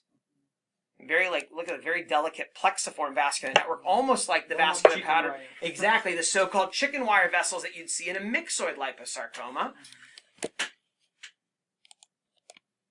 And then this area I thought is pretty interesting because it has, and of course, unfortunately, the fold of the tissue happens right where the best part is, but this pattern right here these are fascicles that are kind of coming together at sharp angles. So this is what we call herringbone pattern, right? Good. So herringbone is kind of a subtype of a fascicular pattern. And in the olden days, people used to say, well, if it's herringbone, we call it fibrosarcoma. And now we rarely ever call things fibrosarcoma in modern soft tissue pathology, unless it's a specific type of fibrosarcoma. But usually we don't use that as a generic term anymore. Because when you look at things that in the past were called fibrosarcoma because they had herringbone pattern, with modern techniques, most of those actually sort out and are classified as some other type of sarcoma. So you can have herringbone pattern in many different types of sarcoma and other non-sarcomas. And so back here to the first slide, so we've got this atypical spindled area that's pretty solid. We've got necrosis, and then up here, what do we have? We've got fat, but it's not normal fat, right? Yeah. The fat cells are multiple varying size, small, medium, and large adipocytes all jumbled together, and they have bands of sclerotic collagen, sclerosis or fibrosis running through them. And if we go zoom in on some of those areas, yeah, we'll see there are hyperchromatic atypical cells, and there are maybe scattered lipoblasts as well. Lipoblasts are not actually required here for this diagnosis. They are sometimes present, but other times you won't have them. But what we want to find for sure, I think this one did have some lipoblast though. I can't remember where they were. But what we do want to see though is this fat with sclerosis with hyperchromatic atypical cells. And to me, that's the triad of well-differentiated liposarcoma. So this component out here represents well-diff liposarcoma. And then down here, we have that transition into a cellular tumor that doesn't have, it has areas of hypercellularity that look like a sarcoma that don't have lipoblastic differentiation. So when you have a high-grade sarcoma without lipoblast arising out of a well-diff liposarcoma, that is, by definition, that's a D-diff liposarcoma. Now, in the old days, we used to say you never have lipoblast in these, but then we found that actually sometimes they do have lipoblast. Here's a couple. So usually a high-grade sarcoma with lipoblast, a high-grade pleomorphic sarcoma with lipoblast is pleomorphic liposarcoma, and those usually occur in the extremities. But we did find that there are some in the 90s. It was described that there were some in the 1990s. There were some papers that came out describing that there were tumors that looked like pleomorphic liposarc in the retroperitoneum, and with testing, it were found to be MDM2 amplified and or had areas of well-diff liposarc next to them. And so those obviously are just D-diff liposarcs that have lipoblast. So I would say the majority, though, of D-differentiated liposarcoma, the high-grade sarcoma area will not have lipoblast, but a subset, maybe 20% or so, 15 or 20%, will have some scattered lipoblast in them, okay? So the key here, though, is when you find the area of well-diff, and then you've got a sarcoma next to it, that is the definition of D-differentiated liposarcoma. Sometimes, though, you won't find any well-diff area. Sometimes these tumors completely seem to overgrow the well-diff component and will just be high-grade sarcoma. So in those cases, you can use FISH for MDM2 or immunostains, although you have to be cautious with the interpretation of the immunostain. But I like FISH, which will show MDM2 amplification in basically all of these tumors, okay? So this is but in this case, I don't think any, to me, no molecular would be needed here because we've got a definite, well-differentiated liposarcoma component right here with the obvious well-diff, with the nice big ugly cells there. And they're not nice, but a nice example of the big ugly cells. And the collagen tends to be very homogeneous and sclerotic like this. And then the D-diff component is oftentimes more pleomorphic. This one's not as pleomorphic as some, but the D-diff component can look a bunch of different ways. It can have like almost any sort of pattern of sarcoma you can imagine. It can look like myxofibrosarcoma with big pools of myxoid stuff and prominent vessels. It can have areas that look very similar to myxoid liposarcoma with the little delicate chicken wire vessels like we saw in that other area. It can have a herringbone pattern. It can have a heterologous differentiation into other types of sarcoma like osteosarcoma, chondrosarcoma component. It can have rhabdomyosarcomatous differentiation, all sorts. I don't know what it is about D-diff liposarcoma, but it seems to have this ability to differentiate into like almost any pattern you can imagine. So very, very unusual tumor. So again, that's why you see a sarcoma in the retroperitoneum. It's probably going to be D-diff liposarc. Although I've seen malignant peripheral nerve sheath tumors and synovial sarcomas and other things in the retroperitoneum. And surprisingly, for as aggressive and high grade as these can appear microscopically, they seem to have a lower tendency for metastasis than other types of high-grade adult sarcomas. I mean, they still are a problem because of where they're located, and it's very difficult to cure patients of these because of where they grow. You can usually not, it's hard to resect the entire tumor, and just both for well-diff and D-diff liposarcs of the retroperitoneum, it's a surgically difficult site. The tumors are often large when they're discovered because they don't present symptoms until they're big. And because of that, the chance for recurrence, often multiple recurrence over time, is very high. And, many patients with this in the retroperitoneum will often die either with the disease still in them and die from something else, or die of the disease. It's very hard to cure, although that doesn't mean impossible, but is a very a difficult disease to cure in that site. But also, though, it tends to sometimes be slower growing than you might imagine, and the 5-year rate of metastasis is much lower than, like, say, for pleomorphic liposarcomas, which are like 50% metastases at 5 years. These are a lower percentage than that. I think it's somewhere around 20. I can't remember exactly, but it's something like that. Okay, so that's a good example of dedifferentiated liposarcoma. And again, each one may look different because the D-diff area can be very different from case to case. And then here is a 60-year-old man with a 25-centimeter mass in the deep soft tissue of the thigh, very big. And here's another case that had not the same patient, but had an example. Here's a large fatty tumor, and you can see that it's lobules, and there are these bands of fibrous tissue subdividing the lobules of fat. And here's a different view, and you can see it is all fatty, and the signal intensity is the same as the subcutaneous fat right here, but you can see these dark fibrous bands running through it. So that's a very classic example here. So we can favor the well-differentiated liposarcoma, atypical lipoma. Very good. So right away, that scan to me is like classic for atypical lipomatous tumor, which is the same thing as well-differentiated liposarcoma. We just give it a different name depending on where it occurs. If it's in the retroperitoneum, or less commonly, you can see the mediastinum, or another site that is pretty common is paratesticular. We call all of those well-diff liposarc because they have more of a tendency to cause problems for the patient because they're hard to resect, and they will often recur again and again over years, and eventually many times patients will die from that, or they'll dedifferentiate into high-grade D-diff liposarc. But in the extremities, that's not true. In the extremities, usually they can be cured surgically. There are rare cases that can undergo dedifferentiation in the extremities. But so because of that, when this same exact tumor, when it occurs in the extremities or in the superficial soft tissues of the trunk, like in the muscles on the outside of the rib cage or something like that, then we call it ALT, atypical lipomatous tumor. But they are the same tumor otherwise, microscopically and molecularly the same. Now this one is composed of mature fat that infiltrates between skeletal muscle. Now, this is exactly what an intramuscular lipoma looks like. But this is such a huge tumor that it could be a lipoma, but I would not accept that unless I had proven that it's not ALT well-diff liposarc, okay? And so the one way is we look for atypia, right? And if we don't find any atypia and it just looks like a lipoma, but it's this big, usually if it's bigger than 10 centimeters, I'll do FISH for MDM2 just to be sure. Because I have seen rare examples of ALT that had no atypia at all and looked just like a lipoma. I mean, very rarely, but I have seen that before. So because of that, on large cases that look like lipomas, I tend to do MDM2. And I have a full video about liposarcomas that you can go check out if you're watching this at home that goes into more details about when to do MDM2 or when I do it. So here, sometimes you do have to look around carefully to find the atypia. I think actually it's best seen on the other profile.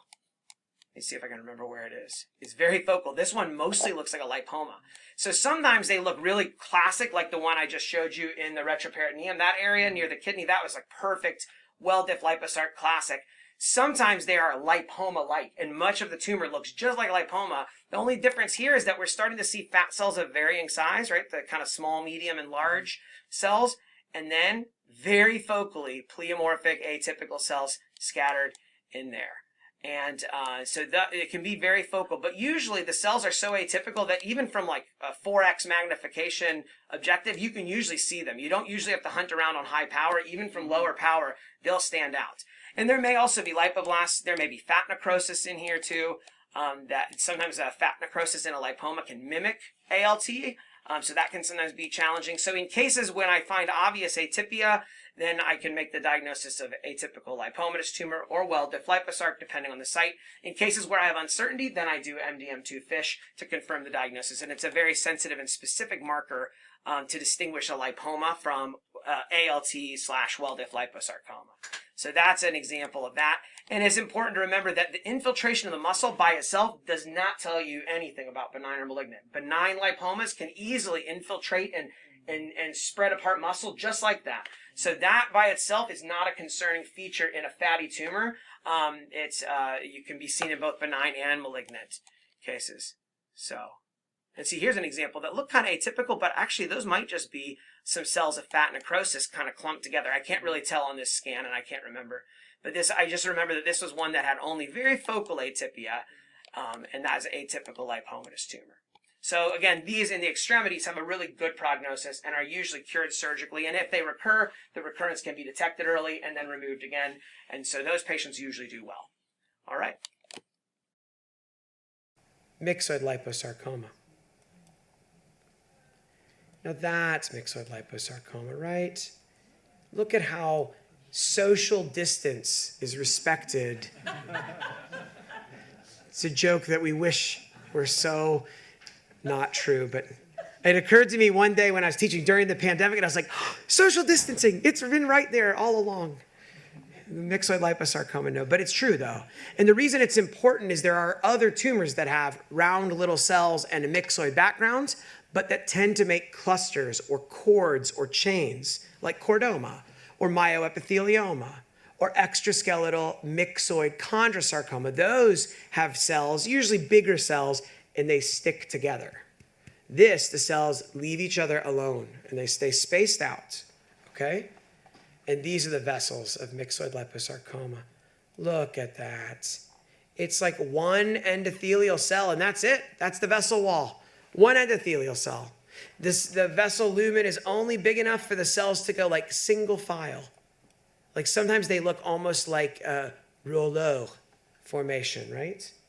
Say right in myeloma, you know, where the little stack like, oh look, see? It's like one endothelial cell at a time, single file line. That's how small the vessel should be in a myxoid liposarcoma. And you will see lipoblasts, but there'll be these little tiny cute lipoblasts, little signet ring cells, or maybe bivaculated lipoblasts, not the ugly pleomorphic lipoblasts that you expect to see like in pleomorphic liposarcoma. You will not see those. All the cells look the same. And why is that? Because it's a translocation sarcoma. All of the cells have the same abnormality, which is a fusion between the FUS gene and the DDI-T3 gene, which was formerly called CHOP. And sometimes it's Ewing's instead of FUS. And that's a good general rule for soft tissue pathology. If something has a Ewing's gene rearrangement fused with something else, one day someone will probably discover, well, occasionally these have FUS instead of Ewing fused. And the opposite is true because FUS and EWSR1 are similar types of genes and they perform a similar role. So a lot of things that have FUS will have an alternate fusion that has Ewing's and vice versa. So it's a general good rule. So if you're taking an exam for the junior people out there, your guess should always be, if it's a molecular and soft tissue, guess EWSR1. That's usually right. And if it's an EWSR1 thing and they say, what's the alternate? Guess FUS, because that will be right. Okay, that's myxoid liposarcoma. They often have these big pools of myxoid change. Sometimes it's so prominent like this. People have said that it looks like pulmonary edema, like in an autopsy lung, right? That's been described as the pulmonary edema pattern. Is only a subset of cases have it, but it's a useful clue when you see it. And this case actually has also, in addition to the conventional typical pattern, areas here that are much more cellular and round blue cell in appearance. And when you start seeing the cells get bigger and touching and overlapping, this used to be called round cell liposarcoma. And the new terminology is high-grade myxoid liposarcoma. I still usually put in parentheses, formerly known as round cell, because people understand that term. It's the higher grade version of myxoid liposarcoma. And usually when you have the round cell, I've occasionally seen times on a core biopsy where it really looked like a round blue cell tumor. But if you get enough of a sample, usually you will find in the background some myxoid change, some little tiny vessels. And if you get a big enough sample, you'll see areas in the background that look like obvious myxoid liposarcoma. So only on a small biopsy, sometimes it can present a mimic of Ewing's or some other round cell sarcoma. But usually, if you get a big enough sample, pretty easy to tell you're dealing with with this. And also on imaging, myxoid liposarcoma has pretty distinct imaging radiographic characteristics. So oftentimes a good skilled musculoskeletal radiologist will know, oh, this is probably a liposarcoma, because they'll see the fat signal and the myxoid signal on an MRI scan. All right, so now 70-year-old woman with large, deep soft tissue mass in the buttock. And we've also got MRI and gross photos for this. So here is the MRI images here. You can see a very large mass in the musculature, and it's very heterogeneous, right? Multiple lobules, different signal intensity. Here's another view. And I'm not a radiologist. I cannot begin to explain at the level a radiologist does, but the heterogeneity in a large, deep, soft tissue mass, very concerning to me for a high-grade sarcoma. And here's another view of it. All right, and then the gross photos. And you can see this matches very much with what we saw in the radiology, right? This heterogeneity, myxoid to mucus, gelatinous, yellowish areas, firm, fleshy white areas, and big cystic spaces with probably some of which represent necrosis, and also hemorrhage throughout. And here's the outside view, which is what a lot of soft tissue tumors, when they get taken out, they just come out as a ball with some fascia or a little membranous capsule over the top of it, and maybe some fascia attached, maybe some muscle attached. This is the outside. They look kind of the same. All sarcomas look like this when they get removed, but when you cut it in half, that's when you get to see the internal components. So now let's see what the path looks like. So we got several slides here. So here is number one. And even from low power, you can see very cellular zones and areas of necrosis and hemorrhage that match just like what you'd expect from the gross. Here's a different, very unique patterned area here. More with lots of necrosis. And then we'll come back and look closer, but just wanted to show the appearance from low power. So I have a guess on this one, but I'm not very sure. all right, go for it. If you get it right, I'll leave it in. If you get it wrong, I'll edit it out. How about that? Pleomorphic liposarcoma. Very good. Well done, Haluk. Yeah, this is a pleomorphic liposarcoma. So this is, by definition, these are high-grade sarcomas that have pleomorphic lipoblasts, okay? They can have a wide range of patterns. Just like D. diff has a wide range of patterns, so pleomorphic has a wide range of patterns too, okay? They can be either pleomorphic spindle cells that resemble undifferentiated pleomorphic sarcoma. Sometimes they can be epithelioid. This one has a little bit of both. We've got pleomorphic spindle cells in here. We also have areas that are epithelioid or even almost round cell appearing. And then the lipoblasts sometimes are very focal, other times they're numerous. In this case, they're numerous lipoblasts, okay? A lot of these end up being kind of univaculated, but most of the time you have multiple vacuoles that indent on the nucleus, okay? So they can really run a range, but there are times where you have to hunt around quite a bit to find the lipoblast. But here, all of these cells are showing lipoblastic differentiation. I'm trying to find a good multinucleated one. Many of these are kind of single or double vacuoles. And lipoblasts are, they have lipid in the cytoplasm, and lipid is going to make a sphere when it's in an aqueous solution. Our bodies are made of water, so when you have a true lipid droplet in a cell, it's going to be round, it's going to wash out during processing because the fat dissolves and leave a white space, a clear hole, right, which is going to look white. And because it's a lipid droplet, it's going to push everything out of the way. So it often indents the nucleus, which gives you this kind of signet ring look right here. Or on a multinucleate or a multivaculated one, it will have like little scalloped indentations into the nucleus. I can't get any higher. Oh, you can kind of see here, scallops and scoops in. It's because it's a lipid droplet, like a little droplet of oil. It has to push everything water out of its way, right? So I think that's how you can tell. There are other types of cells that can be kind of bubbly, either because of glycogenation or what's called a pseudolipoblast, where you sucks up mucin or myxoid from the stroma, and then those, though, are not quite so perfect and sharp. So I do have a video about lipoblasts versus pseudolipoblasts, and I'll put a link to that down below. You can check it out, and it shows some examples. And so this one, we have lots and lots of lipoblastic differentiation and epithelioid areas. Then we had more spindled areas. Oh, and then also here's some big bizarre pleomorphic cells. And this is something that I've seen in other sarcomas too, but I feel like I see it more often in pleomorphic liposarcoma. And I don't know, maybe it's been described in the literature and I just overlooked it, but these droplets, I think they're like proteinaceous material, pink hyalinized droplets I find them often in the cells of pleomorphic liposarcoma. But again, you can see them in other sarcomas. But if I see something that looks like a pleomorphic sarcoma and I start seeing these pink droplets, I go look around more closely for liposarcoma in a sarcoma like that.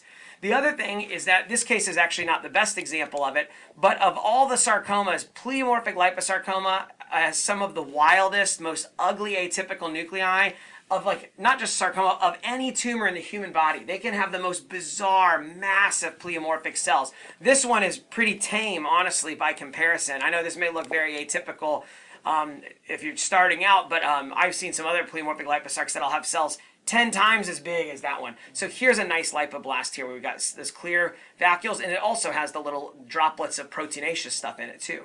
But see how the vacuoles scallop and indent into the nucleus. So if you have a high-grade sarcoma and even one good pleomorphic lipoblast, by definition that's going to end up being pleomorphic liposarcoma. The only other thing that it could be is it could be a D. diff liposarc that happens to have lipoblast. Most of the time that's in the retroperitoneum, but occasionally you can see D. diffs in the extremities. So as a general rule, high-grade sarcoma with lipoblast in the extremity usually is going to be pleomorphic liposarc. If it's in the retroperitoneum, then it's probably D. diff. There are rare exceptions where you can have D. diff in the extremities, and you can solve that pretty easily by doing MDM2. The treatment is going to be similar. High-grade sarcomas in the extremities get removed. They try to get negative margins. They may use radiation, depending on the strategy of different people approach them differently. Chemotherapy may be used if they metastasize, but we don't have like good targeted chemo yet. We're making this video right now in January 2022. I hope that someday in the future I'll be wrong about that and we'll have much better targeted drugs, but unfortunately, a lot of high-grade adult sarcomas, to my knowledge, don't have really good specific targeted therapies. Now that said, I'm not an oncologist, I'm a pathologist, so I'm an expert in diagnosis, but not in treatment. So I just know the basics of treatment. But the point is that we make a lot of discussion about subdividing high-grade sarcomas in adults, but really, practically speaking, even though there are some differences in behavior, like how likely something is to metastasize, the treatment is similar for pretty much all of them, like the high-grade pleomorphic sarcomas. Now, in kids, there are some different subtypes of sarcoma that actually are treated very differently. There are also some unique subtypes of sarcoma in adults too, like angiosarcoma has unique considerations, and some others, like particularly the round blue cell tumors, Ewing's, and other related tumors, those get handled differently. But the pleomorphic things like undifferentiated pleomorphic sarcoma, pleomorphic liposarc, D. diff liposarc, pleomorphic leiomyosarcoma, pleomorphic rhabdomyosarcoma, all of those get treated pretty much the same way, to my knowledge. So in any case, that's just to point that out there. So we do stains to subdivide some of those tumors. In a tumor like this, no stains, in my opinion, are needed because you've got a high-grade sarcoma with lipoblasts. The only thing that you might do here is if you were thinking that there could be D. diff liposarc, you could do MDM2 as FISH or immunostain to make sure that it wasn't that. All right. So anyway, this is the look at the variation. It's so crazy that you go from these round or epithelioid cells in this abrupt transition into areas with small spindle cells and then scattered big, massive, giant atypical ones. And so there's oftentimes in pleomorphic liposarcs a lot of heterogeneity, just like in D. diff liposarcs, where you can have a lot of different changes. And I didn't point this out, but you can have myxoid change in these tumors. You can have myxoid backgrounds in any of the different subtypes of liposarcoma. So myxoid liposarcoma must have myxoid backgrounds, but you can also have myxoid areas in D. diff liposarc, in well diff liposarc, in pleomorphic liposarcoma. All of these different liposarcomas can have areas that have a lot of myxoid change sometimes. So that's important to know. And then here, look, this is the same tumor, and now we've got areas that are kind of these fusiform oval nuclei, and then right next to it, big lipoblasts in here, and it's just so crazy to me, like how variable the morphology is throughout the tumor. And then, oh look, this is like kind of dilated, almost staghorn vessels, right? Like you see in a solitary fibrous tumor. This is just a reminder that even those staghorn vessels are a classic feature of solitary fibrous tumor. Lots of different tumors can have that same exact vascular pattern So we sometimes call it a hemangioparasitic vascular pattern, but it can be seen in many different things. It's not specific for solitary fibrous tumor. And look, there we got some more lipoblast right in here. Very nice example. And then over here, it's got this very unique kind of like, I don't know what pattern that is, but I guess it's, I don't know how to describe it, but it's got a very distinct and unique pattern over here. And sometimes when the lipoblasts are so numerous that they form like a sheet, and when you have the epithelioid cells with a lot of lipoblast, sometimes it can almost resemble adrenocortical carcinoma. There is the epithelioid subtype of pleomorphic liposarc, when there are numerous lipoblasts, can look kind of like adrenocortical carcinoma. I don't know that this one quite fits for that, but it kind of begins to make me think of it a little bit because there are so many lipoblasts in this case here. But I don't think I've ever seen a case of, metastatic adrenocortical carcinoma in the thigh. So to me, I don't feel like it is real likely to be something that would get confused, but people have pointed out the similarity in their morphology sometimes. So this is a good one to remember, that you can have both epithelioid and spindled areas in pleomorphic liposarcoma. And I think this is just more of the same that we've been seeing. And this one was just loaded with lipoblasts, tons and tons. And I think, is there anything else on the last one? Nope, just more of the same. And these tumors don't have any special immunohistochemical stain. They are really defined by high-grade sarcoma with lipoblast. And they don't have any recurrent molecular abnormality. They're, like many other pleomorphic sarcomas, at random chromosomal gains and losses that are different from case to case, so aneuploidy, as is often the case with many of the pleomorphic sarcomas. So always in these tumors, unfortunately, are relatively aggressive. They are more aggressive than most of the other pleomorphic, like they're more aggressive than undifferentiated pleomorphic sarcoma. The last statistics that I had read on this, the 5-year survival is about 50%. So they're rapidly aggressive and they metastasize quickly. A lot of them do. So they are very bad tumors, unfortunately, and do seem to have a higher risk of metastasis than many of the other pleomorphic adult sarcomas. So a good tumor to know about and keep in mind. And they are kind of the most uncommon of the major subtypes of liposarcoma. They are less common than D. diff and well diff, and less common than myxoid liposarcoma. But interestingly, they sometimes occur in the skin. They're the most common liposarcoma to show up in the skin, which is very strange.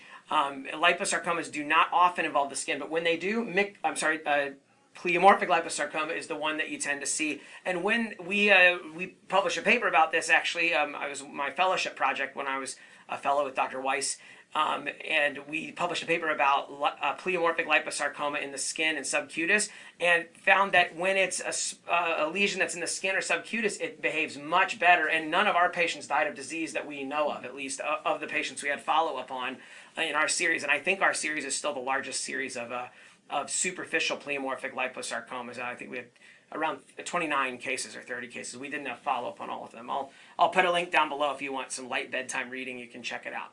But in any case, it was actually the first time that I remember being really excited about a research project, because we actually found something that was different and kind of unexpected. I mean, some sarcomas we know when they're small or superficial behave better, but other sarcomas don't. Like when rhabdomyosarcomas are in the skin, they're still very aggressive.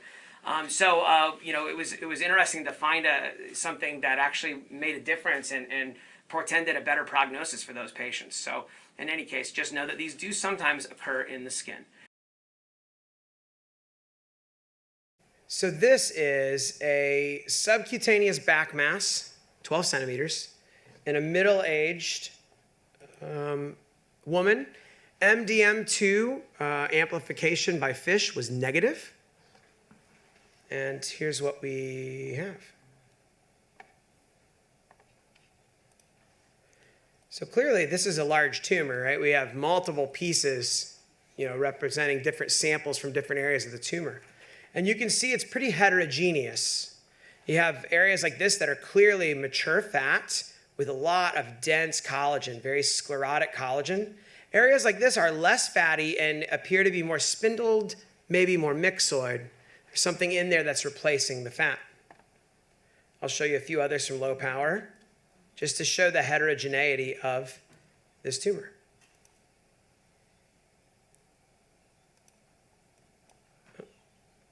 one didn't, there we go. So it really can run a range morphologically. Okay, so let's go in higher power. Well, the first thought I might have is I see mature fat of variable size, small, medium, and large adipocytes, dense sclerotic collagen, and large hyperchromatic pleomorphic cells. I mean, to me, that looks like well-differentiated liposarcoma, right? But I already told you MDM2 is negative by FISH, and the vast majority of well-differentiated liposarcomas are MDM2 amplified, with the very rarest of exceptions. So that is, I think, the most important thing to rule out is well-differentiated liposarcoma. Now, we won't go deeply into liposarcoma, but I do have like an hour-and-a-half long video of liposarcoma 101, so if you really need to know, that's your video. If you want to go to sleep, that also might be a place for you to start. But anyway, it's on YouTube. It's got like 100 and some pictures, so if you're like trying to picture match, can a liposarcoma look like this? Go check it out. The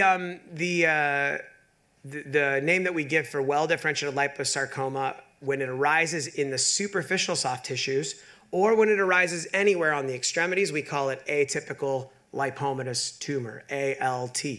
So well-differentiated liposarcoma and atypical lipomatous tumor are the same thing. We just give a different name because of location, because there's a difference in prognosis. In the superficial soft tissues or in the extremities, the behavior is excellent, the prognosis is very good, and usually they're cured by surgery. In the retroperitoneum, those tumors usually recur again and again, and over many years, the patients have a significant risk of dying from their disease eventually.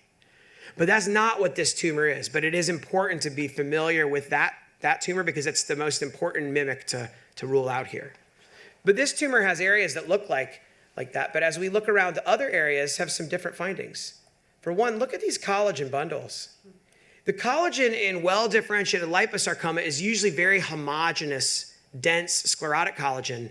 But here we have these thick bundles, rope-like bundles, right? Similar to the collagen that you see in spindle cell and pleomorphic lipoma.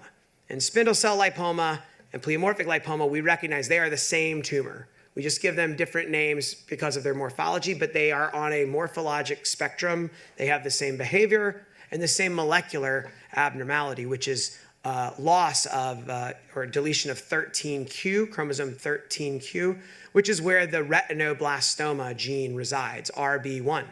So by immunostaining, usually the majority of spindle cell and pleomorphic lipoma have loss of nuclear RB1, or you can do FISH to show monosomy, deletion of one copy.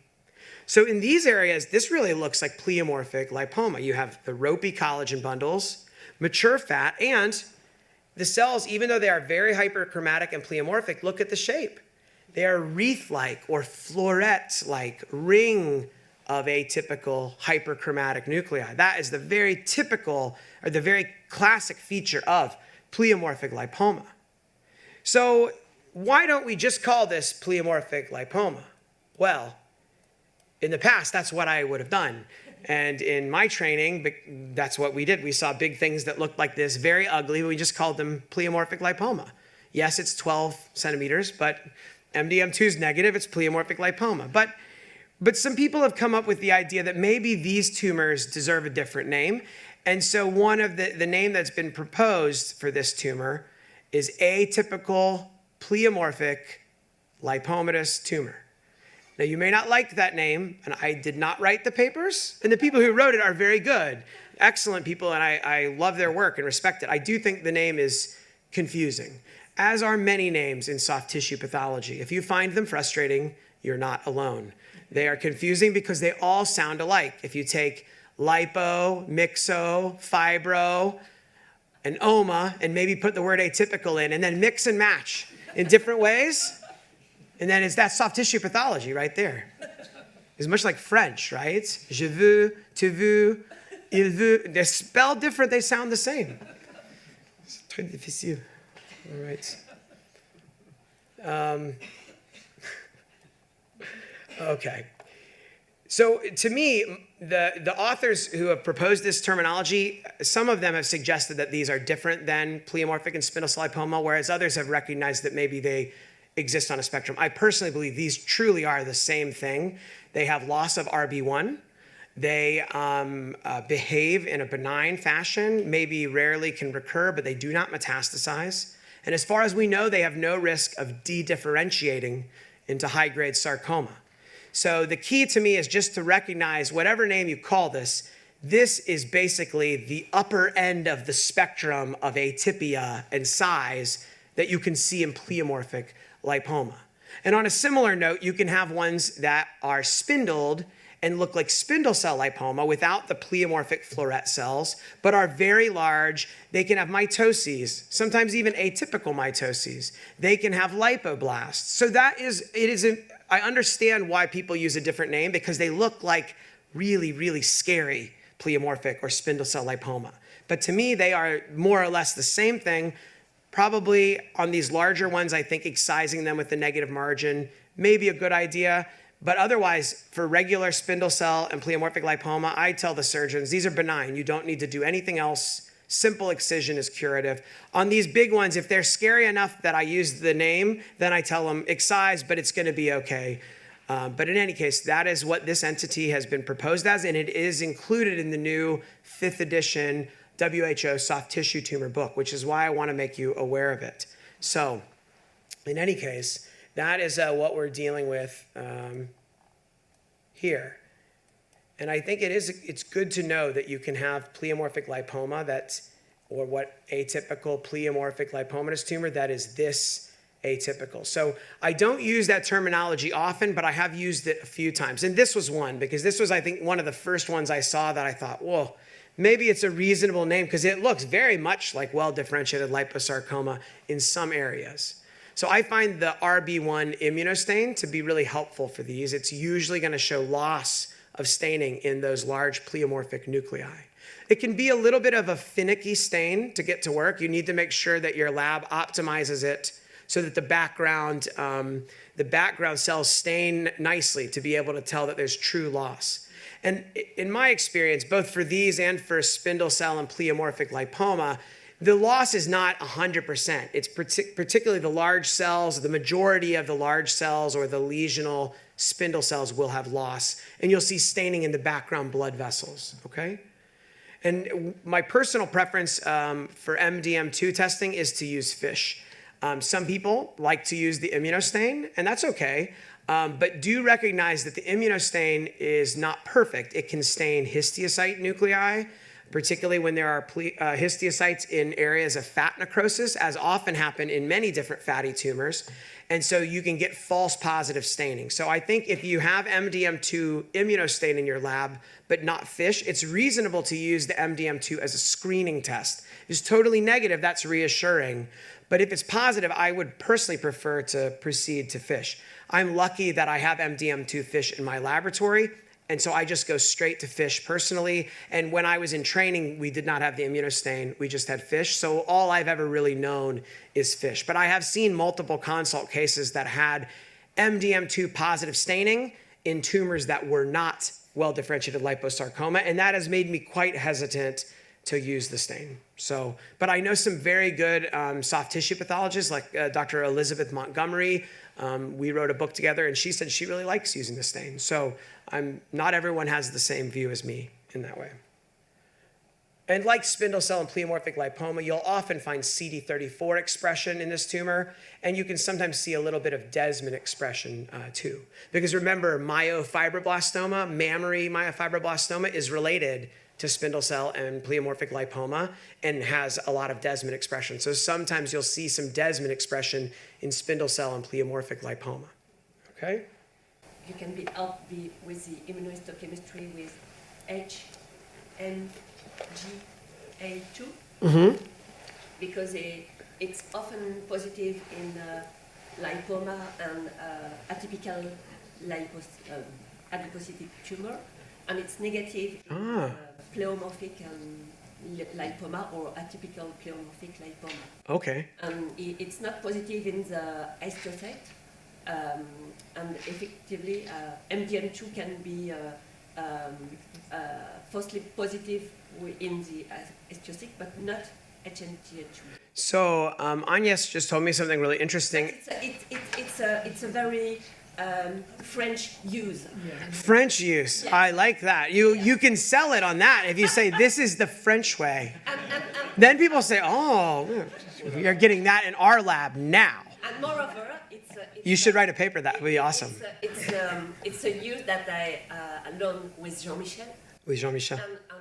And not everybody in French use it. Okay. But I use it. So I'm going to repeat your comment. So Agnès Neuville said that one stain that if you have it available, you could consider using is HMGA2, which is positive usually in lipomas and well-differentiated liposarcoma, but is negative in spindle cell and pleomorphic lipoma and presumably in this atypical end of that spectrum, and that it does not have the problems of staining of histiocytes in fat necrosis. So to my knowledge, I don't think we have that in my lab, but that sounds really cool, and I would like to try it out now. Because the immunohistochemistry for IBA1 is sometimes difficult to interpret, and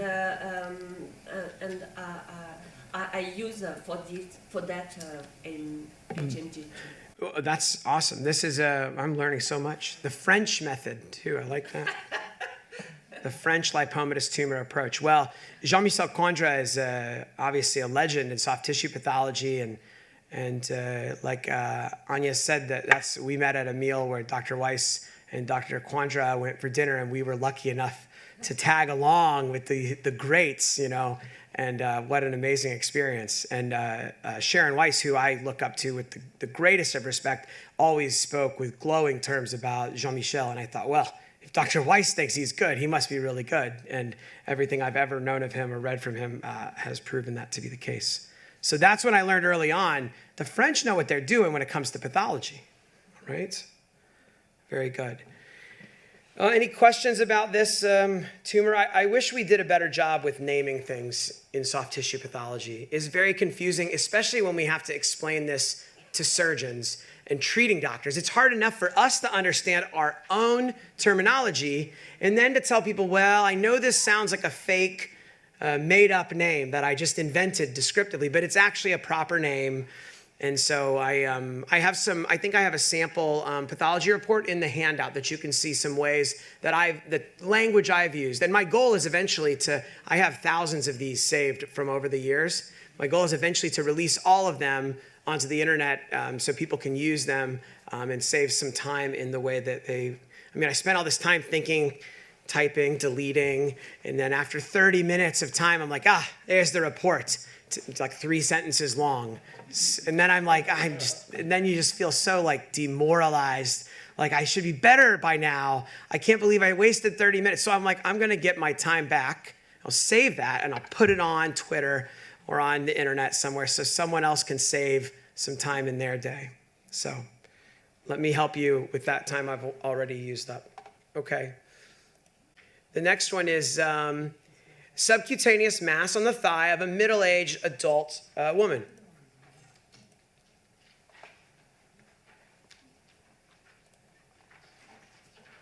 This is a fun case, but another one with the naming problem. So here you've got a nodule in the dermis and pushing into the subcutis, relatively small. It looks like this is almost completely kind of pulled out, shelled out from the skin. From low power, you can see there are some cellular zones here, some less cellular, maybe pale myxoid areas. And as we go into higher power, the most striking thing about this tumor is look at the blood vessels. That's crazy amount of blood vessels, so many blood vessels in one place. Kind of thin to medium sized, branching, plexiform vascular network. Now, this is not a vascular tumor, and that's an important distinction to make. Just because a tumor has prominent vascularity does not mean it is an endothelial tumor. And I think it's a really important skill for junior people here to learn to tell apart, are the vessels neoplastic or are they the background vascular network of the neoplastic cells, okay? And here you can tell at closer look, the spindle cells, those are the tumor cells, and yes, the vessels are part of the tumor, but this is not an endothelial tumor, right? Those are endothelial cells. Clearly, each vessel is distinct from the background spindle cells. Now look how bland these tumor cells are. Bland, very, very bland fibroblastic appearing spindle cells with a myxoid or maybe edematous kind of pale background and a variable amount of collagen fibers, and then very prominent vessels. No atypia, very low mitotic activity, essentially none. So there's a closer look. Some areas can be a little bit more cellular and fascicular, but still very bland. And sometimes you will get some entrapment of adipocytes within this tumor. So the pitfalls here are a couple. I think cytologically this looks like a benign tumor, but you might look at this and say, this looks like it should be something, but I don't know what it is, right? It has a very distinct appearance. You ever have that problem? I do all the time, and then it drives me crazy when I can't figure it out. And what I love about this is one of my mentors was sitting with me at a USCAP meeting. Oh, it was in Vancouver, the very same. And it was, I hope he won't mind. He doesn't watch YouTube, so it'll be fine. Mark Edgar, who again, I respect hugely. He was in that meeting, and I want to say someone at the International Society of Bone and Soft Tissue showed this right around the time this entity was first described. And this is called an angiofibroma of soft tissue. Aren't there other angiofibromas? Yes, there are, like 6 of them, and they're all unrelated. So I'm sorry. I hate it, but I didn't name it, okay? But when they showed the tumor, Mark said, that's what that was. And he was so excited because he said he had seen one like a year ago, and he remembered because it looked like it should be something, right? And then once it was described, so that resonates with me, that feeling of like, it should be a thing. It's a thing. I just don't know what thing it is. And this is one of those. So these are benign and beautiful. But the reason to know about them is, number one, the mistake you don't want to make is when we see lots of branching vessels, we think of myxoid liposarcoma, right? Now, this tumor doesn't really look much like myxoid liposarcoma if you've seen myxoid liposarcoma before. Also, myxoid liposarcoma is the vast majority are deep soft tissue tumors, usually in the deep musculature of the thigh of young to middle-aged adults.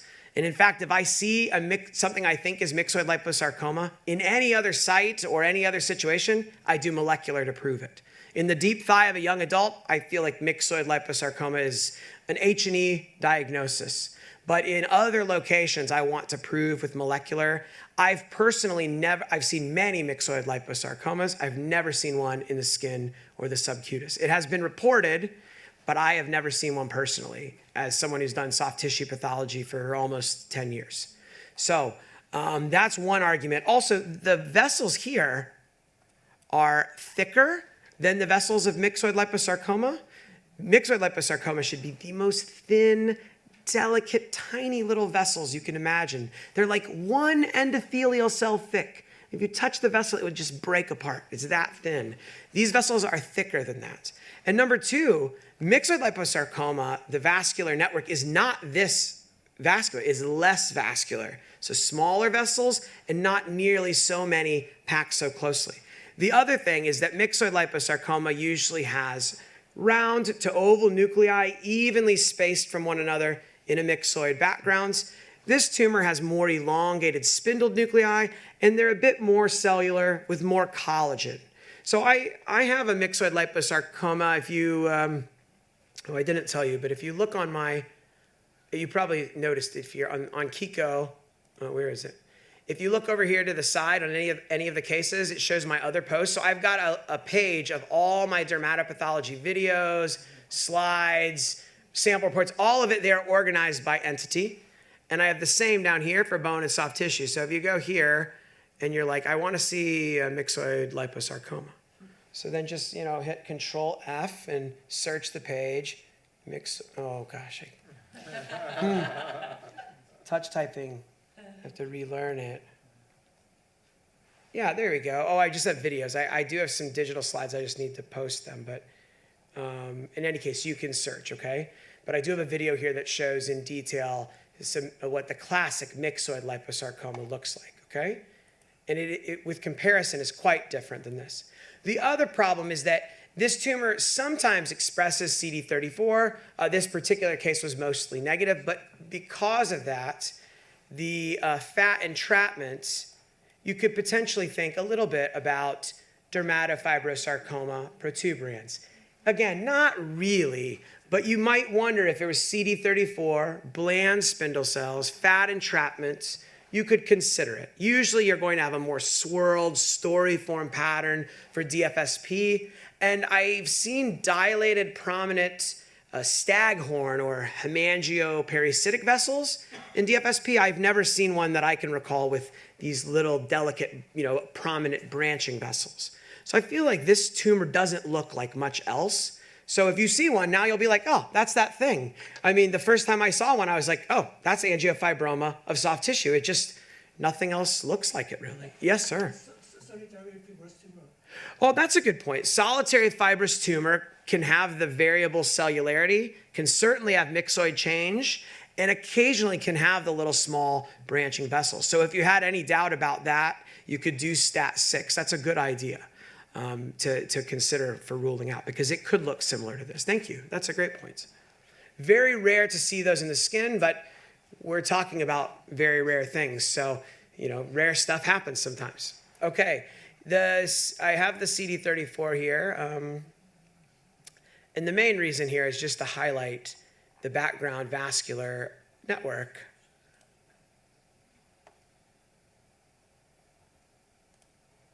So in this case, you can see CD34 is mostly negative with only some very focal staining, which would be an argument against solitary fibrous tumor here, but you're right that you could definitely have morphologic overlap.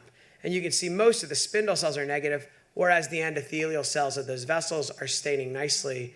And look at how incredibly vascular this lesion is. So these tumors have a translocation involving AHRR. Show you.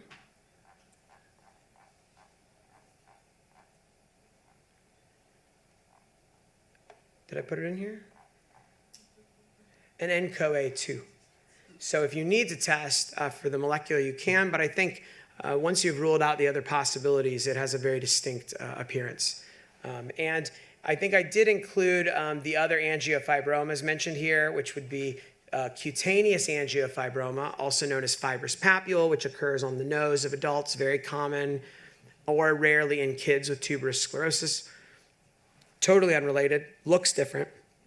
Nasopharyngeal angiofibroma in adolescent males in the nasal cavity with large vessels. Totally unrelated and looks different, but still called angiofibroma.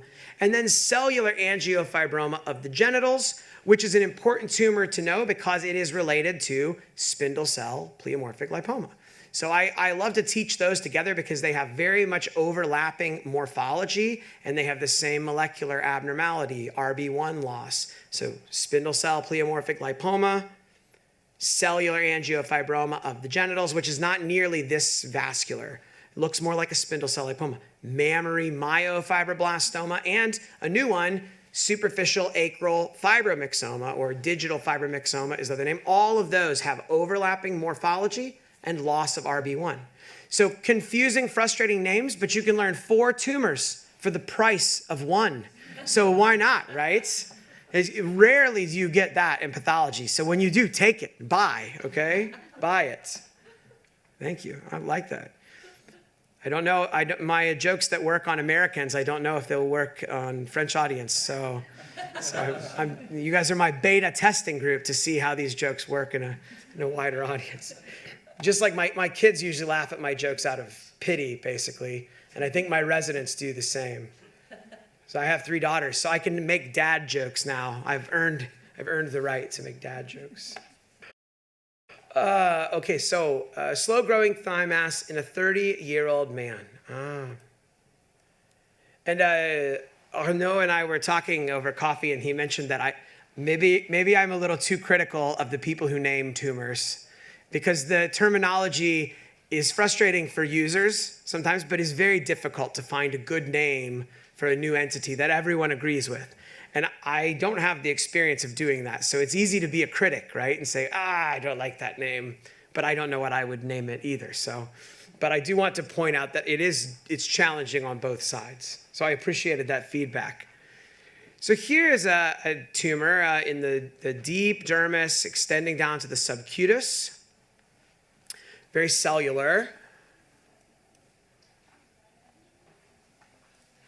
And as we go closer, we have sheets and some streaming fascicles of spindle cells with bizarre atypia, dramatic pleomorphism everywhere that you look. I would also point out, look at these. These are nuclear pseudo-inclusions. Now, that's not a specific finding, but there are some lesions that tend to have nuclear pseudo-inclusions, and this is one of them. So with the hypercellularity and the pleomorphism, in this case, I think the tendency would be to want to call this a pleomorphic sarcoma, right? I mean, to me, as a sarcoma pathologist, the degree of atypia here is in the range of that seen in undifferentiated pleomorphic sarcoma. But what I could not find is mitoses. So after counting, despite the pleomorphism, counting 50 high-power fields, I think actually in this case maybe I counted 100, maybe a little bit more than you need, but I think I found one mitosis or less, very, very low. And most pleomorphic sarcomas are going to have multiple mitoses in just 10 high-power fields. So whenever you see a soft tissue spindle cell tumor with pleomorphism, but very few or no mitoses, stop before you call it a sarcoma. Stop and ask yourself, is this one of those weird tumors that has dramatic pleomorphism, but is actually not sarcoma? And one of the clues is ugly pleomorphic cells, but very, very low mitotic activity, okay? So that I find a very useful a tip in general for spindle cell tumors, that sarcomas usually have mitoses for high-grade sarcomas, okay? The other thing is it possible to get undifferentiated sarcoma in the subcutis or skin of a young adult? Yeah, but pretty uncommon. I mean, you can see undifferentiated pleomorphic sarcoma in young adults, but usually they will be deep masses. It's pretty uncommon to have undifferentiated pleomorphic sarcoma in the skin and subcutis, okay? The couple exceptions of things in that category are in elderly adults on the extremity. You see myxofibrosarcoma, which is a pleomorphic sarcoma with prominent myxoid change, and they often involve the skin and the subcutis, but they will have mitoses, usually dramatic atypia, very infiltrative, and they are almost always in older adults. I've never seen one personally in a young adult. I think probably every case I've seen has been 50 years old or older. I don't think I've seen one younger than 50. Now, it has been reported younger, but I'm very skeptical anytime something is called myxofibrosarcoma and the person's middle-aged or younger. I'm always very cautious. The other time we see pleomorphic sarcoma in the dermis or subcutis is in elderly patient on the sun damaged scalp or face, head and neck. And those are a different pathway that we would call atypical fibroxanthoma if they're in the dermis only, or when it goes into the subcutis and a few other situations, we can call it pleomorphic dermal sarcoma. But they're also ugly and usually have obvious mitotic activity. But aside from those things, seeing an undifferentiated pleomorphic sarcoma, small and in the skin or subcutis, is relatively unusual and should make you stop and think, am I sure this is a sarcoma? Because it would not be a typical thing to see. So here, the pleomorphism there's a few clues. We have low mitotic rates. We had the nuclear pseudo-inclusions that I mentioned. Let me go to the PowerPoint. I have the pictures of the best areas. Somewhere. That's the atypia. And then here, there are nuclear inclusions. There are foamy cells, xanthomatous cells. Sometimes there is some hemosiderin pigment. So those are all clues to the diagnosis for this really rare and newly described tumor. Now this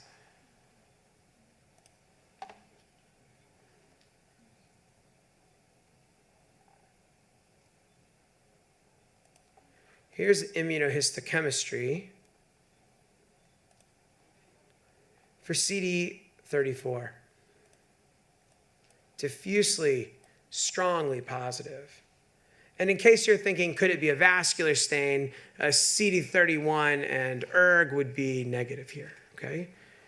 I want to also point out something that is a practical tip that I think a lot of people don't pay attention to. Notice that the dermis is normally positive for CD34, okay?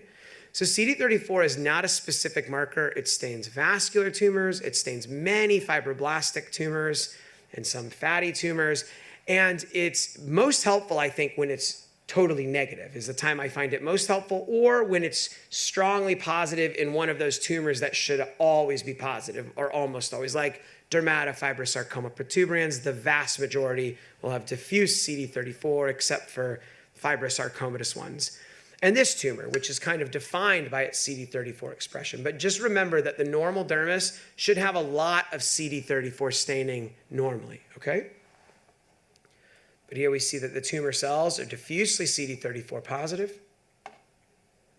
And then also, here's pancytokeratin.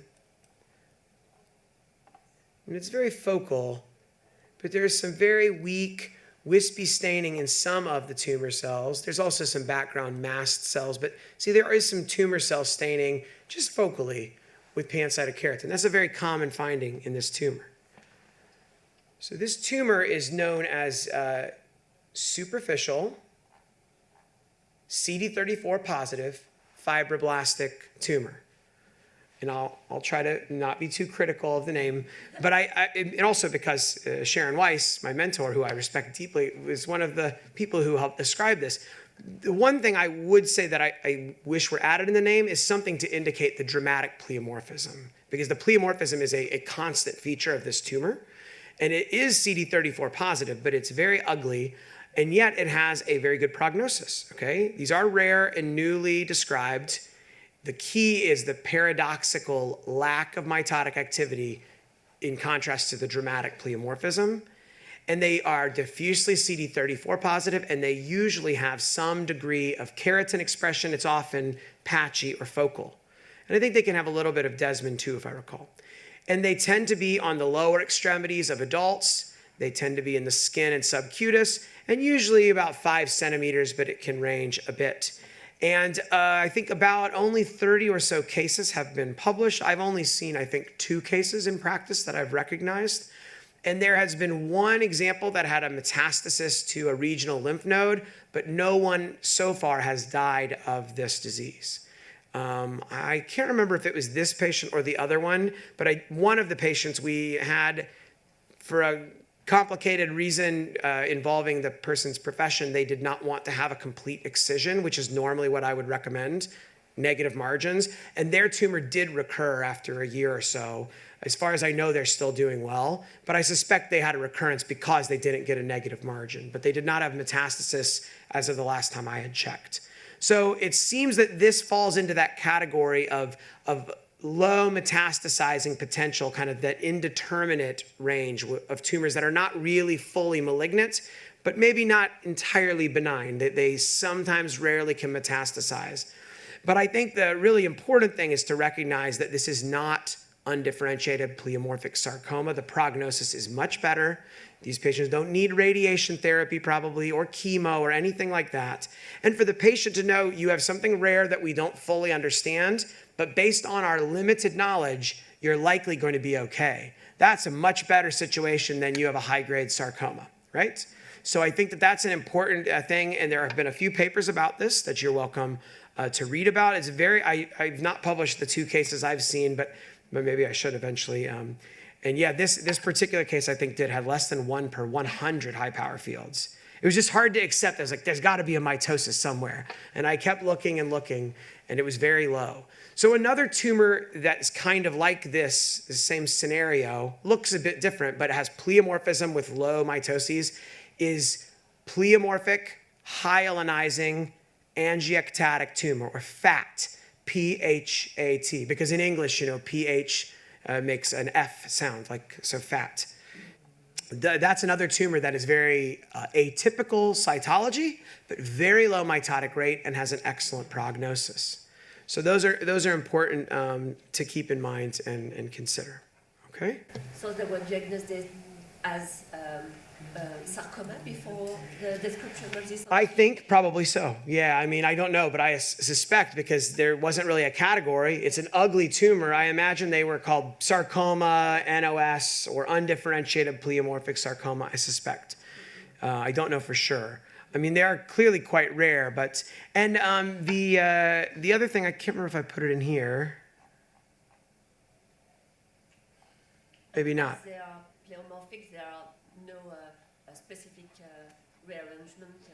So that's a good question. So there is an entity is PRDM10, PRDM10, and there have been tumors that look like this that have an abnormality of PRDM10, and the WHO 5th edition soft tissue book suggests that maybe these are closely related or that they represent a subset.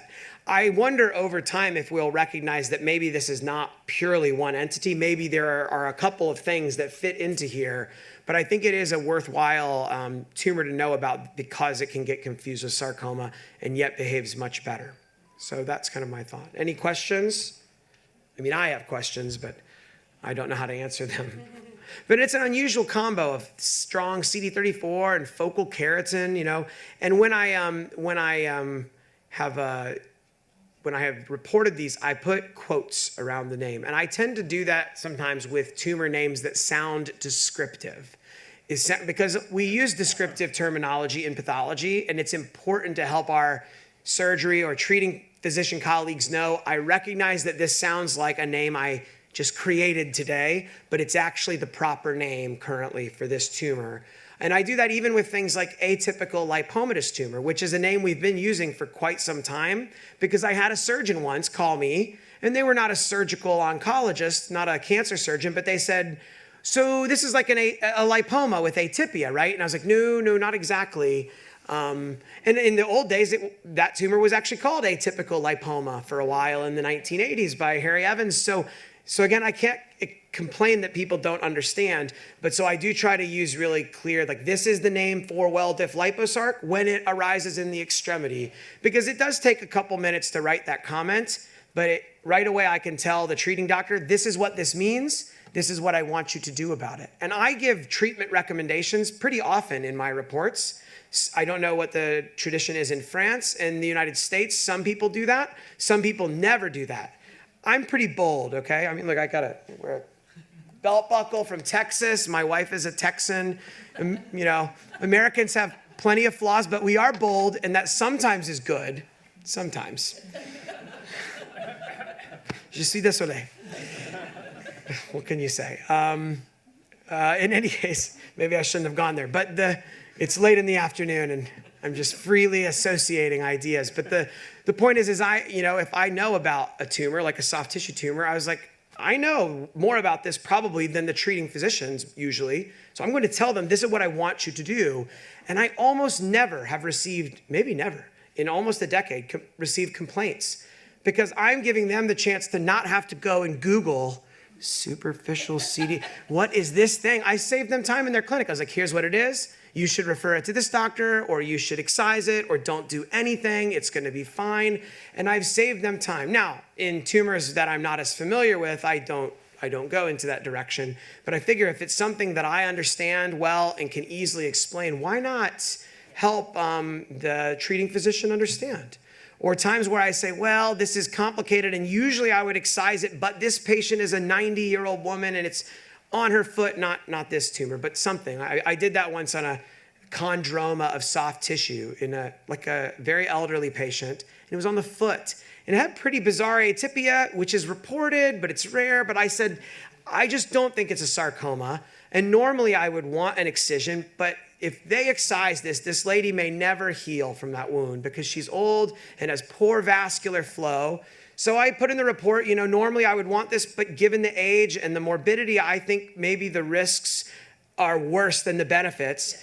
And the surgeon called and left a message and said, thank you, that really helped us make a decision. And I was like, Because sometimes I think I waste all this time writing these comments and no one cares. No one reads this. I think I'm helping and they're just like, what? Okay, it's cancer, whatever. And so when I get this once in a while, someone says, it made a difference for the patient, I'm like, worth it. So I don't know. That's how I feel. Thank you. You guys are a great audience. I really appreciate it. Okay.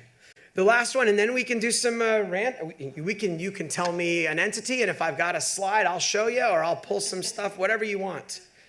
You guys paid for 6 hours of time. You're going to get it, okay? Every last drop. I'm running on fumes here. I'm almost out, but I'm going to go. Okay. The subcutaneous trunk mass in an adult. I don't even remember what this case was. Oh, that one, yeah. Well, this is a tumor I still have not fully wrapped my head around, and I kind of suspect it's because we don't really know yet how to wrap our head around it. So the reason I want to show this again is, and this is maybe the most challenging case in the whole series, because I don't know how to teach this, because it shows so many different things, and perhaps that's one of the clues. When I see all these different disparate morphologies, I think about this tumor. This is 5 slides, all from the same mass, okay? Here we've got kind of cells that are in short fascicles with prominent collagen in the background. There may be some scattered, slight pleomorphism, like a little bit larger cells, but not dramatic hypercellular atypia. This is not as atypical as that last case I showed you. It's a hypocellular, but the jeu right? Plump, juicy. I also say juicy. I don't know if it's right, but one of my students said, what does juicy mean? And I was like, jeu It means fat, plump, okay? In pathology, we use lots of classic words to describe how things look. But sometimes those classic descriptions don't work with my brain. I'm like, that's not chicken wire. I like to complain about chicken wire because people say, chicken wire vessel. Do you guys know what chicken wire is? Do they have such a thing in France? It's a metal, fence. It should be perfect hexagons in a repeating pattern. I've never seen any tumor have perfect. I'm a very concrete thinker. That's what my psychiatrist wife says. I'm not very good at abstract thoughts. I'm a very concrete. It should look exactly like it says. So I've never seen chicken wire anything. So sometimes it's okay to defy the classic tradition of how something was taught and find the word that works for your brain. And that's why I like to use lots of different descriptions in case one resonates with you. And that's something Mark Edgar, again, my mentor, he did, the words he used to describe morphology, I was like, oh yeah, that's exactly what it looks like. It resonated with my brain. So when I teach, I try to use lots of different words in hopes that one of them will click with your neurons. Okay, so here, same tumor again. Now we've got some inflammatory cells in it. We've got some fat entrapped at the edges.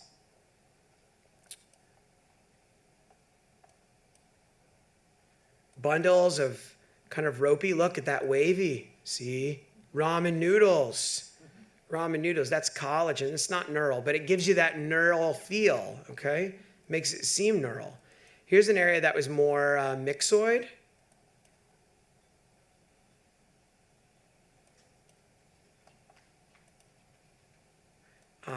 And unfortunately, I apologize for the section, but this area showed the fat trapping the best. I mean, that is like the fat trapping you see in dermatofibrosarcoma protuberans, right? Morphologically, this tumor doesn't quite fit for dermatofibrosarcoma. The cytology, to me, is too plump. Usually, dermatofibrosarcoma protuberans is very thin, very stretched out, thin cells. So here's the fat entrapment. Here, look at those fascicles, kind of almost a herringbone or chevron. Chevron. Okay. Pattern a little bit, and a myxoid background, perivascular collagen hyalinization. that area does look quite like a neurofibroma, right? Kind of slightly curved or buckled or S-shaped cells with delicate myxoid and collagen in the background. And then there we've got collagen bundles. I mean, all of these different morphologies in the same tumor is so crazy. And that area looks almost fibrohistiocytic, right? Plump histiocytoid cells and a slightly swirled and storiform backgrounds. Same thing there with prominent lymphocytic infiltrate in this area. And then here with some scattered pleomorphism, okay? And I don't, unfortunately, have the immunohistochemical slides for this case, but what it had was an unusual combination. It was positive for CD34, had patchy but real expression of S100. And now remember, S100 staining scattered rare cells in the background, that's not positive. That's background dendritic cells, which you're going to find in almost any tumor, especially in inflamed tumors or skin tumors. And sometimes those cells, Langerhans cells and other dendritic cells, can be so abundant that people will see them and think that it's a tumor that's S100 expressing. I've seen people mistake things as melanoma because of prominent dendritic cells in the background. But a key there is if you do SOX10, it goes away, right? So here, there was real tumor staining for S100, but SOX10 was negative, which argues pretty strongly against a neural tumor or a melanocytic tumor. So putting all of this together, one tumor that has this mixture of features is a relatively new group of tumors that have been referred to as NTRK rearranged spindle cell neoplasm. And so this is an emerging entity, which means the story is not yet finished and will probably evolve. And I imagine that some of the things that fit into this category will eventually develop their own unique names, and we'll have probably several tumors that come out of this background. It's maybe a bit of a wastebasket right now, but not totally. They're tumors that have been described, some of the tumors described as lipofibromatosis, like neural tumor. Lipofibromatosis has herringbone-like pattern of fascicles and fat entrapment, and people have described tumors that looked like that and had a neural appearance and S100 expression. And so some of those seem to fit now into this NTRK category. And there have been a range of features ranging from low-grade tumors, which appear to behave in a benign, indolent fashion, to ones that are very atypical and look like sarcoma, and those seem to behave like sarcomas. So it seems like in these tumors, we don't have, their behavior is based on their morphology. If they look low-grade, probably it will behave well. If they look high-grade, probably it will act like a sarcoma, regardless of the fact that it has an NTRK abnormality, okay? So you can use the pan-TRK immunohistochemical stain as kind of a screening test for these because they can have abnormalities of NTRK 1, 2, or 3, and then you can proceed to do molecular testing if needed to try to subcategorize these. The reason it's important to know is, number one, they're tumors that otherwise I would look at and say, I don't know what this is. So now when I see a spindly tumor with any of these features and I see some CD34 and S100, then I think, maybe it's NTRK. So sometimes I'll stain for it and I don't find it, but I try to look for it now that I know it's out there. And the other thing is that because we now know that there are drugs that can be used to target some of the NTRK fusions, targeted therapies, that when we have one of these that is in the malignant end of the spectrum, knowing about this may be helpful in defining a targeted therapy drug. So again, this is a tumor that I'm only teaching about because I've seen a couple of them and I'm looking for them, but I am not an expert on this tumor. I don't know, there are some people who may be, but I am not. But I wanted you to be aware of it since it's a new and evolving entity that's out there. And I definitely think they're hard to wrap your head around because they have such a wide range of morphologies. And I suspect, again, it's because probably this is not just one pure entity. Do you know a lot about NTRK? Is this something you've encountered? Or no? I don't do much soft tissue, but I work a lot on NTRK tumors. And what's interesting is the pattern of staining is very complex and can be sometimes associated with the subtype of fusion partners. For example, MYO5A will be different from ETV6 in terms of one will be nuclear, ETV6 and track 3 will be nuclear. You can have different patterns of staining that is going into complexity because it's going to be the 5' partner of the fusion is going to be different, and there's lots of possibilities, and the type of staining can be and the morphology of the tumor. For example, for Spitz tumor that have a myo5A and track 3 fusion, they will look like schwannomatous tumors and have a cytoplasmic stain, and ETV6 and track 3 will have more epithelioid cytology and have a nuclear stain. So I think there's lots of things to discover. And NTRK, what is really interesting is that they have sometimes very different morphology, even in the melanocytic group for NTRK3, the example I gave. Interesting. So there's going to be a growing level of complexity with the subpartner differentiation. So It's, so that's kind of like with ALK, right? With ALK1, the different staining patterns sometimes indicate a certain, fusion partner, I guess. So that is also true with ALK. For example, there are some partners that are systematically negative by IHC. For example, this is something I will try to publish, but I have some cases that are always the same partner and always negative. So these are false negative by IHC that you need to do with. They have the same they have maybe slight different morphology, but not that much.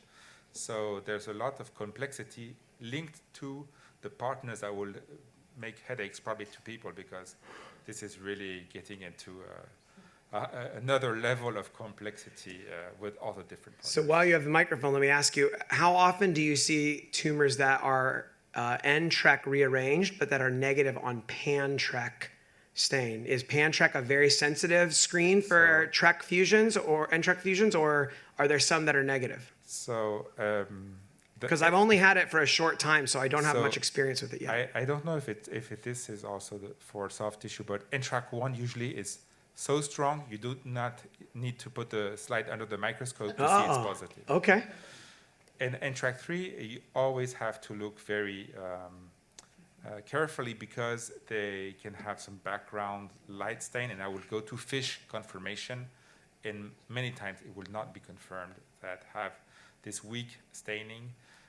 This is probably also linked that the pigmentation can have induce this weak staining. So that is some complexity that is linked to melanocytic tumors that maybe you don't have in soft tissues. So these antibodies are not easy to I think I say to people, if you have only the antibody but you don't have the fish, sometimes you're going to end up in a position where it's going to be complex, because you're not going to be able to finalize your vision of the molecular status of the tumor.